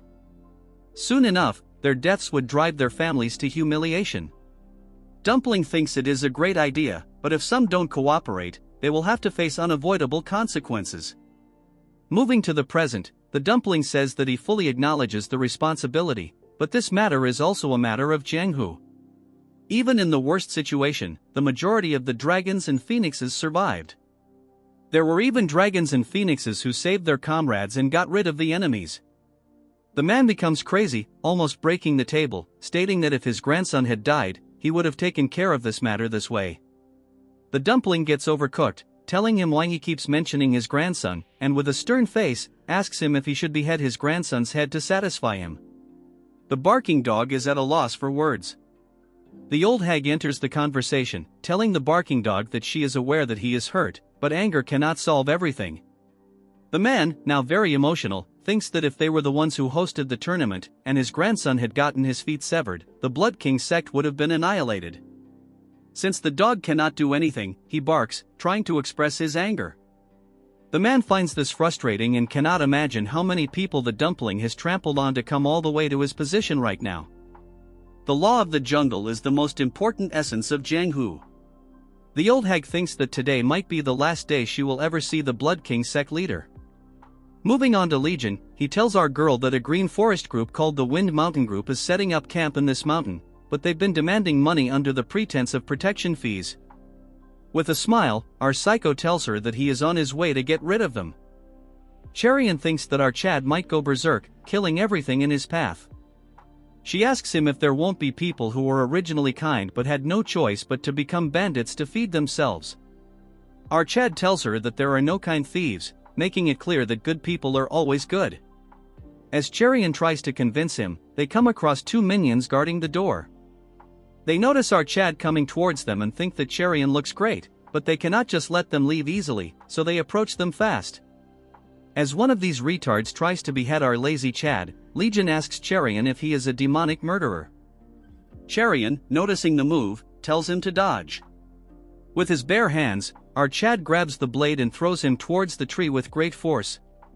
The impact is so great that he vomits blood, instantly knocking him out. Cherian now realizes what he meant by not killing them. Another minion thinks of attacking, but his body freezes. Legion looks towards him and then gives him his psychotic laugh. Our Chad leaps in the air and tells him that he could have beaten them up and chased them away. Moving on to their camp, screams of pain can be heard. Cherian beats up multiple minions at a time. Legion, flying in the air, suggests to her that if she hesitates, she will die. As one retard tries to finish her off, she hits his vital points, instantly finishing him off. She tells our Chad that her martial arts have improved immensely. Legion grabs a minion by his face and almost buries him into the ground, asking him if it felt good. He shifts his attention to his girl, telling her that she can get even stronger because of this feeling. All of a sudden, something is aimed toward them. Cherian, noticing the attack, cuts the hidden weapon in half, but the medicine instantly spreads through her body. She notices that she has inhaled the weird powder. A busybody enters the scene, telling our guys that they must not be ordinary martial artists if they killed this many minions. This guy is the leader, telling our Chad that not everything can be solved by martial arts. Cherian asks if this is poison, but the man elaborates that it's poison mixed with an aphrodisiac, so her body will become hot, and she will embrace just any man now. If she doesn't mate with a man, she will die because of the poison. Since he cannot kill the people who destroyed his bandit group, Legion, taking this opportunity, tells her not to worry since there is a man available. This is none other than our Riz Lord Legion. Seeing our boy laugh as if he means it creeps Cherian. She ditches him, rushing towards the turd to look for an antidote. Meanwhile, Legion is busy laughing at our girl. After a battle with the country bum, she finally manages to subdue him. The man tells Cherian that she must know she got hit with the poison sac he has. He says that only one of the 3 bottles contains the antidote, so she is bringing her to death with him. Hearing this, she gets nervous, thinking about what he meant. The laughing Legion tells her it's simple as his face turns serious, telling her to pour the poison on him. Hearing this, she doesn't know how to respond, as Legion says that his martial arts are weaker than hers, so he'll die first. So if he wants to live, he'll reveal the antidote. He suggests she do it since they are both going to die anyway. Cherian, now terrified, thinks to herself, I have to pour poison onto someone else to survive. Legion observes Cherian with a serious look, as her hand shakes, unable to poison the turd. He sighs at her actions, returning to his chill guy personality. He tells her that his mother would have liked you if she saw you because you behaved just like his father. Legion moves towards the turd, kicking him, all while telling Cherian to follow his instructions and control her inner energy. He asks her if she is feeling anything unfamiliar within her own body. After some time, she is amazed to see all the energy of the poison disappear. Legion thinks she did great by not pouring poison on the turd. She asks him if he's serious, as our Riz Lord tells her that he likes her because she couldn't bring herself to do it. Hearing this, she gets shocked as he continues, telling her that in return, she needs to get stronger. She is overwhelmed by the riz he is exuding, as he says that only when she is strong, she'll truly be able to protect her kind heart. Because in this world, being kind and upright has become outdated and frustrating, so she needs to become stronger. As the night passes, we move on to the Palm Essence Union. The red-haired turds meet their father as he tells the ugly turd that he heard that the girl from the Righteous Sword sect performed really well in this Dragon in Phoenix tournament.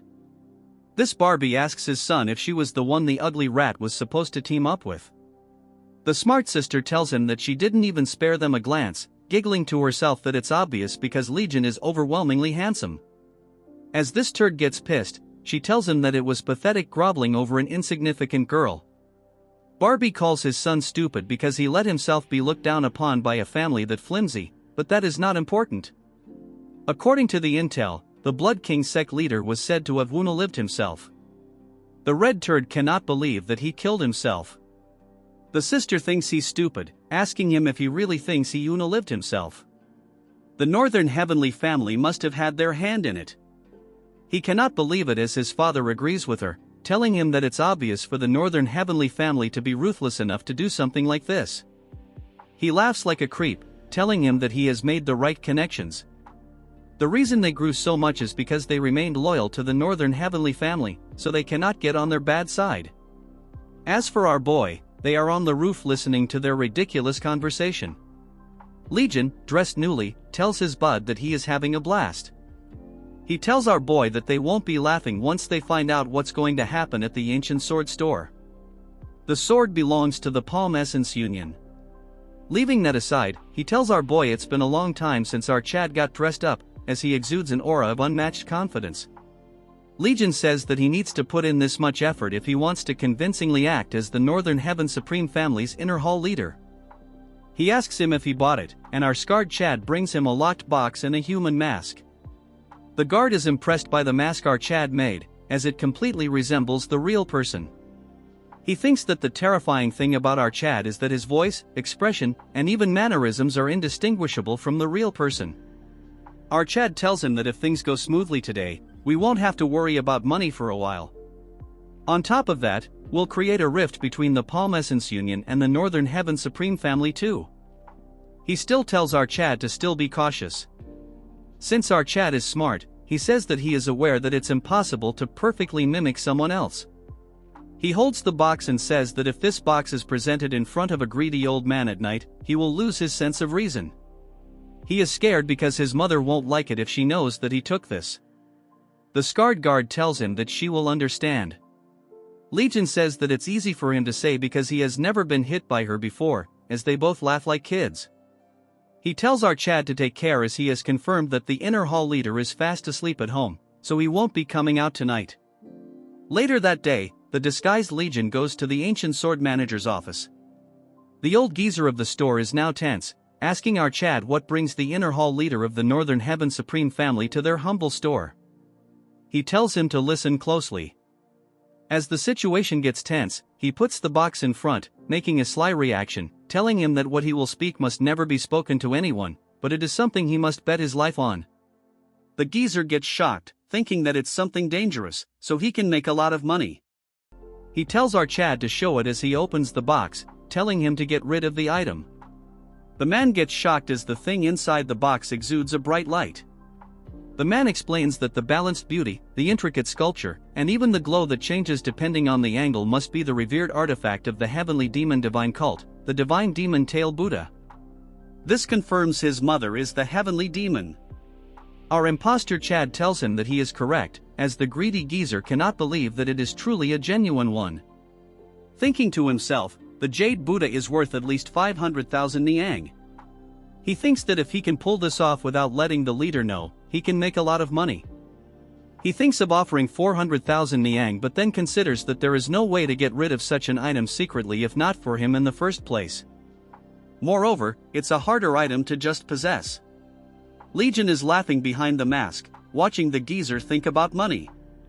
To make a bank, he says that he will give 200,000 niang for it. Legion pretends to be displeased by the offer but acts as though he is thinking hard and agrees to the offer. Hearing this, the geezer instantly transforms into the Titan from Attack on Titan. Legion has a condition that he must pay up right now and in small, untraceable slips, laughing behind the mask. After the meeting, he goes back to his guard, who tells our Chad that he has worked hard. Our Chad rips off his mask, telling him that it was an easy task. Once they break into the ancient sword store's vault tonight, they will get several thousand Niang and also retrieve the Jade Buddha. He tells our Chad that he has heard the ancient sword store is protected by 12 unbreakable formations. Our Chad says that there is no formation in this world that he cannot break. The Palm Essence Union will suffer devastating losses. There will be an uproar tomorrow morning. And with the Northern Heaven Supreme Family's inner hall leader visiting that same day, the backlash will be immense. But Legion thinks that it is not enough and plans to suck all of them dry slowly like leeches. This part starts at the Palm Essence Union. Inside there is a huge commotion because the leader is pissed because the ancient sword store was robbed. The store manager shivering on the floor tells him that in the morning when he went to the safe all the mechanisms were destroyed. Eventi cash and antiques were all gone, but he has noticed something weird. With a worried expression he tells him that the hall leader of the Northern Heaven Supreme Family visited yesterday. The leader, shocked by the revelation, asks him what he was doing here. The storekeeper tells him that he left the divine demon Jade Buddha. Hearing this his eyes get narrowed. He is suspicious because he entrusted such a valuable item to him, moreover on the same day everything got stolen. The man thinks that it is a strange coincidence. The storekeeper continues to shiver. The turd thinks to himself if the storekeeper was involved, but he is not brave enough to visit him and pull a stunt. He thinks if this was the doing of the elder, but he is a smart and calculative person. So this leaves only one possibility, that all this was orchestrated by the Northern Heaven Supreme Family. He sits on the chair holding his head because the Northern Heaven Supreme Family have been running their business in Wuhan through them. Then have maintained a close relationship, so he cannot understand why they are suddenly turning their back on them. Another man barges onto the room, telling the leader then there is a big problem, that the iron safe has been raided. The man, now clearly agitated, shouts telling him just what on earth is happening there, verifying if they stole that many weapons. The scene shifts to another place where a carriage is filled with weapons, pulled by 2 horses. Legion is amazed because he didn't expect the Palm Essence Union's iron safe to yield such fine weapons. Scarred Chad tells him that it might be the case because they are meant to be delivered to the Northern Heaven Supreme Family. Our Chad with a cheerful smile tells him that he has left enough traces in the iron safe, which will clearly lead them to suspect the Northern Heaven Supreme Family, and the Palm Essence leader will find himself in serious trouble. He tells Legion that it is likely, but they are in no position to confront them outright. Legion tells him that he has heard that the Northern Heaven Supreme Family is hosting the Dragon and Phoenix Awards ceremony soon. Looking at the high-quality sword he has stolen, he thinks that by that time the Palm Essence Union leader's suspicions and doubts have fully taken root. The guard explains that he has heard that in the award ceremony, he has heard that in this year those who have made notable achievements would be chosen as Dragon and Phoenix if he is not wrong. It is clearly obvious that Cherian, who disabled that trap, and the turd who is leeching Legion's achievements are clear winner. As the carriage moves forward he tells him that Cherian told him that she couldn't accept the award because it's not her achievement. Nonetheless, being recognized as the Phoenix would greatly benefit the Righteous Sword sect. After a few days we move to the Dragon and Phoenix Award ceremony. A lot of side characters are wasting the chapter. A few people congratulate Cherian as she finds it very frustrating. She sighs, thinking to herself that Legion should be the one receiving these congratulatory message, and it's been quite a while since she last saw him. A few days ago when she last saw him, he told Cherian that he is going to stay at the Azure Heaven sect now. With a straight pretending face he tells her that he can't keep inconveniencing her. Hearing this she gets stunned, asking him from when did she care about such things. Legion tells her that she seems disappointed, which is clearly evident from her face. She tells him that the Azure sect is quite far from here, but he is leaving regardless. Legion tells her that there is no need to refuse being picked as a phoenix, as she gets shocked to hear this from her. With a smile he tells her that disabling the mechanism was entirely her doing, so he wants her to collect the prize money and they can have grilled meat together. She thinks that it is a great idea, and asks him why did he join the Dragon and Phoenix tournament with her, since it's clearly evident that he is not interested in these things. Hearing all this, all Legion does is smile, and starts to explain why he did this all. On the first day they met, the red-haired turd picked a fight with him, although she was overshadowed by the Palm Essence Union's influence. She stood up to him, which was the first time for him. He has wandered around Jianghu for a decade, yet no one ever stood up for him, a complete stranger. Hearing this, her eyes get softer as she tells him that his journey wasn't all fun as she had expected. He laughingly tells her that it was a bit different Jianghu from the one that he entered. Hearing this, she cannot comprehend just what kind of experiences he had on his journey. Moving to the present, she was lost in her thought, while the bystanders were praising her, telling her just how wonderful her martial arts truly was. That's when a busybody enters the scene. It no one other than Red Hair, accusing her that if it was truly because of her skills. Cherian, looking toward this turd, thinks to herself what this turd is trying to pull. She asks him what is he talking about out of nowhere. This busybody tells her that it's strange that she was the only one who managed to escape from the swap. Pretending to be calm and sharp, this shrimp asks her how they managed to cut through the giant device, because it is hard to believe that her martial arts were this impressive. Cherian, now nervous, tells him that it's because she was lucky. The red-haired turd thinks to himself that Cherian is not saying because it's obvious that she used some filthy trick. This turd pulls out his sword and shouts, telling everyone that he will use this chance to ask her to enlighten him with the amazing martial art of hers. He thinks he will reveal her true colors. As for her, she is confused just what is happening. He says that if she really destroyed the trap with her own strength, someone like him shouldn't be a challenge. So he wants her to draw her sword, challenging her to a duel. She asks him why he is doing all this in a banquet. Hearing this, the turd says that she cannot explain it, nor can she prove it with her skills. The people present in the room also become curious about how she managed to cut the trap. This goober breaks the line when he says that the Righteous Sword sect might be working with those criminal, but he digs the coffin, saying that she has been hanging out with a mysterious person before the tournament.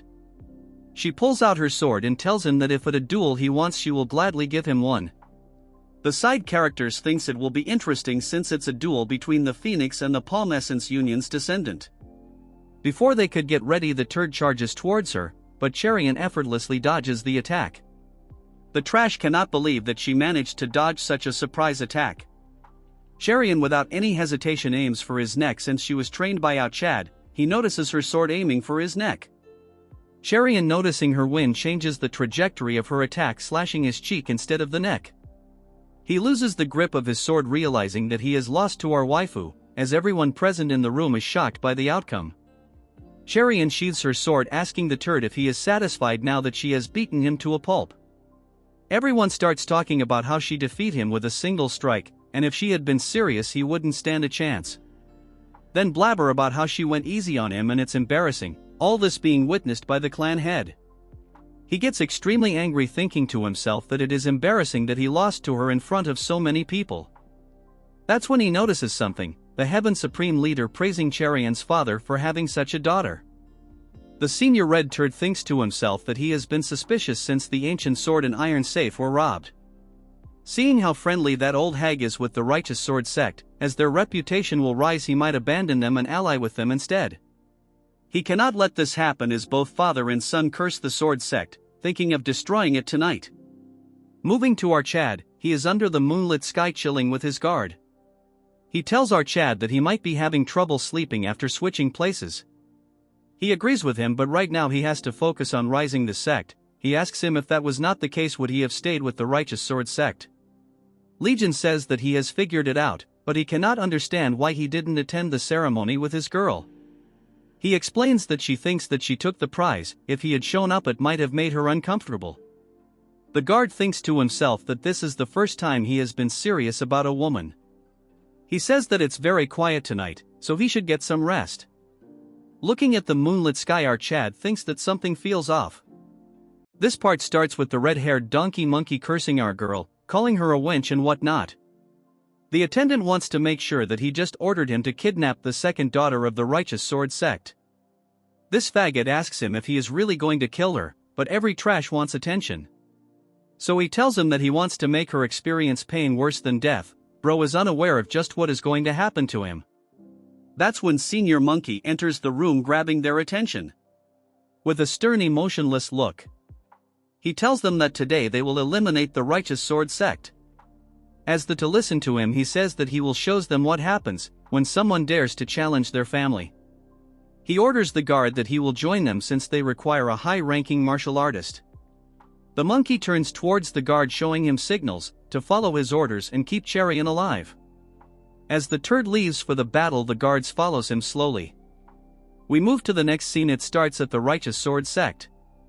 Cherian suddenly wakes up in the middle of the night. She gets up instantly thinking that something is wrong.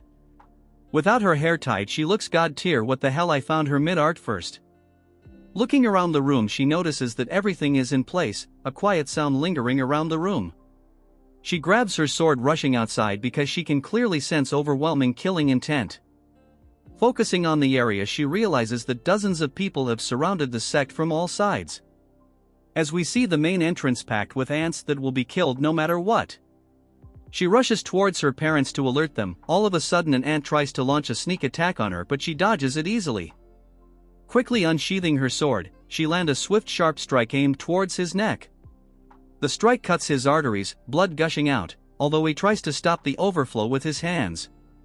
Without any treatment, he falls to the ground, losing his life. As for Cherian, her hands are shaking. But she has grown up, thinking that she has no time to waste by getting consumed over the guilt of killing someone. She shouts, alerting everyone to stay on guard. We move on to our boy Legion, who was chilling by himself at the Azure sect when a voice grabs his attention. The guard tells him that the informant they hired to monitor the Righteous Sword sect repeated that they saw dozens of suspicious people ambushing them. Hearing this, Legion for the first time in this manhwa loses character, finding himself in a tough situation. Moving on to Cherian, she is holding her ground, facing multiple of them at a time. She manages to injure them severely. Her sword strikes her swift and precise as both of them fall to the ground. Still, she is surrounded by many of them, and the strong ones have yet to face her. The masked guard compliments Cherian that she is impressive for someone so young. As she tries to catch her breath, he thinks to himself that he now knows why the monkey wants to covet her. As the clan is in taters, everyone's seriously injured, and few of them on the brink of death. He asks our girl how long can she hold out like this. Cherian wonders to herself that she must hold on. Her father got injured defending her family, now she is the only one left standing. He offers her that if she surrender now, she will spare everyone's life.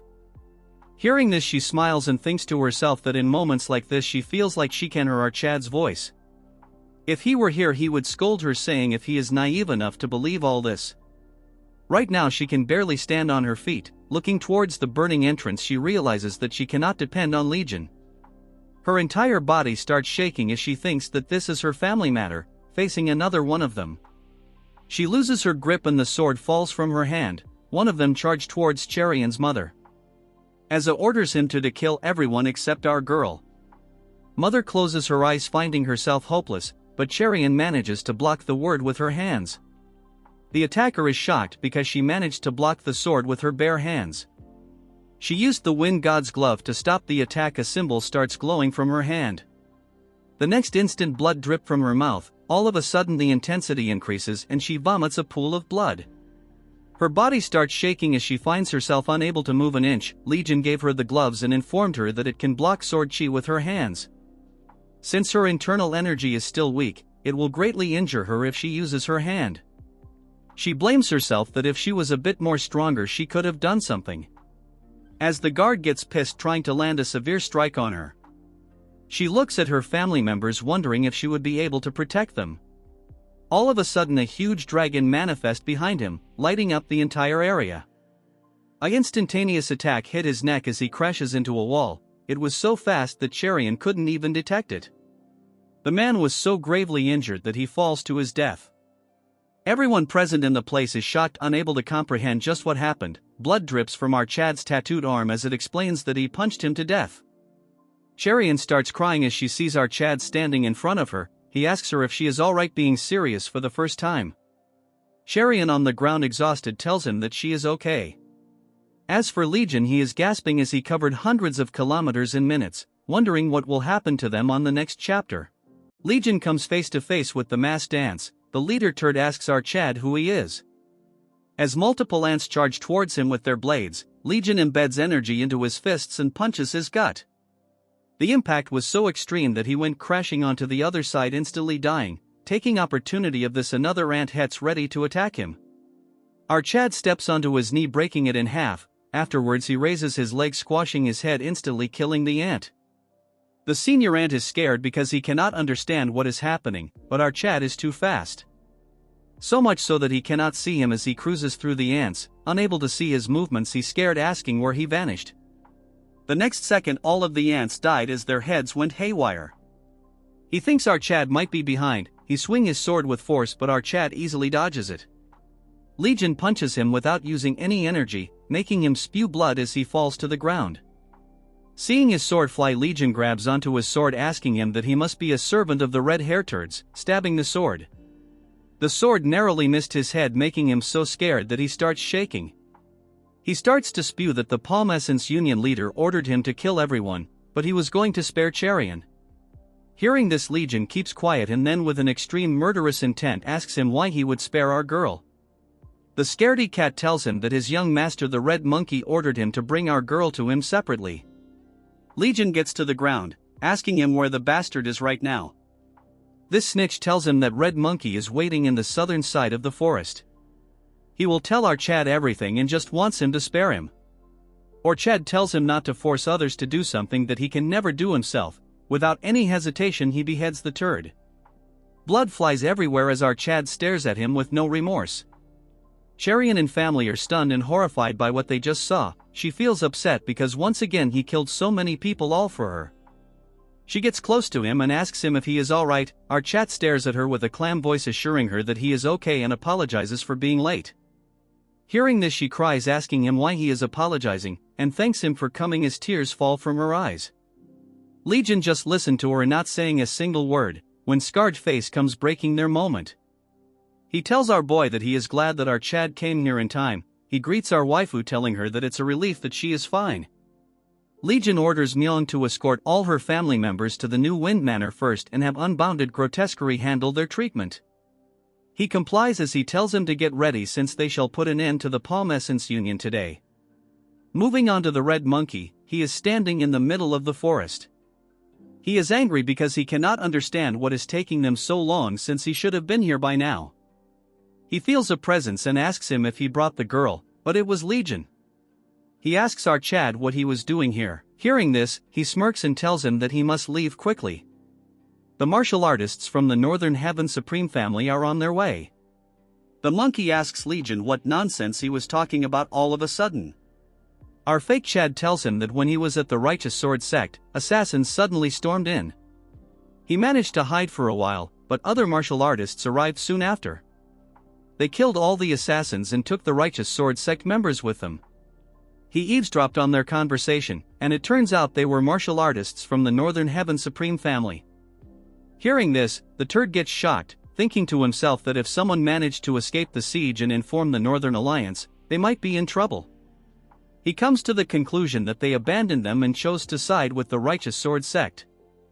Our Chad continues telling him that before dying, one of the assassins confessed that he had been sent by the Palm Essence Union and revealed that he was here. Hearing this, the turd clenches his fists in anger, cursing the ant that died. He tells Red Monkey that he should hurry and warn his father since they might be headed there. This retard becomes smart for the first time, asking our Chad why he is telling him all this. Legion, with a straight face, tells him that it's because his family is quite rich. Hearing this, the trash gets shocked. He is handing him this life-saving information, so he should hand over 1,000 niang. The trash gets angry, calling him a pathetic bastard, but he thinks to himself that the information is too suspicious to ignore. He tells our Chad that he has something urgent and leaves the scene, warning our Chad that if his information is wrong, he will cut off his neck. All while our Chad stares at him with intent, not showing a single reaction. Moving to the Palm Essence Union, the redhead is shocked that the Northern Heaven Supreme family intervened. The leader tells everyone that there hasn't been any news so far, so he sent someone, but all they found were the bodies of the assassins. He was wondering what happened. The Righteous Sword sect doesn't have the strength to deal with those assassins, so the fact that things turned out this way means that our Chad was telling the truth. The smart monkey tells her father that the Northern Heaven Supreme family was considering the idea of switching sides to the Righteous Sword sect. So she thought eliminating them would solve the problem, but it's weird to think that the two families have already gotten this close. If that is true, the old man thinks that they are as good as dead since he knows far too much about the Northern Heaven Supreme family. He thinks to himself that their lives are on the line after casually trying to verify the facts, so he must make a decision. He takes out a box and tells them to go to the safe house. Seeing them, the girl is shocked because these are noctilucent pearls, and each one is worth 50,000 niang. He has gathered this all his life, and there are more than 100 pearls here. She asks him if he is not joining them, and he says that he is going to the Southern Alliance, all while the monkey is in a daze. He tells them that the Southern Peak Alliance would be eager to obtain the information he holds about the Northern Heaven Supreme family. Since they are in a tough situation, they will side with the Southern Peak Alliance. Legion is on the roof eavesdropping on their plan. As he is contemplating, Scarred Face enters the scene. He tells him that the family members of the Righteous Sword sect have safely arrived at the New Wind Manor. He compliments him, telling him that it is going according to his plans since there is only one way for him to survive. Scarred Face is stunned because if this proceeds according to our Chad's plan, this matter will be of help to bringing down the Northern Heaven Supreme family in the future. Moreover, it will cause a rift between the Southern Peak Alliance and the Northern Heaven Supreme family, so he will be killing two birds with one stone. He finds it amazing that our Chad devised such a plan so quickly, even when taking down the Palm Essence Union wasn't originally part of it. He tells him that when the time comes, he is curious which side Zhang Injiol will choose. Scarred Face asks him if he is going to punish him differently depending on his choice. Our Chad remains silent for a second. Making a sinister face, he tells him that no matter what he decides, he will kill the turd tonight. This concludes the video. Make sure to like and subscribe for another part.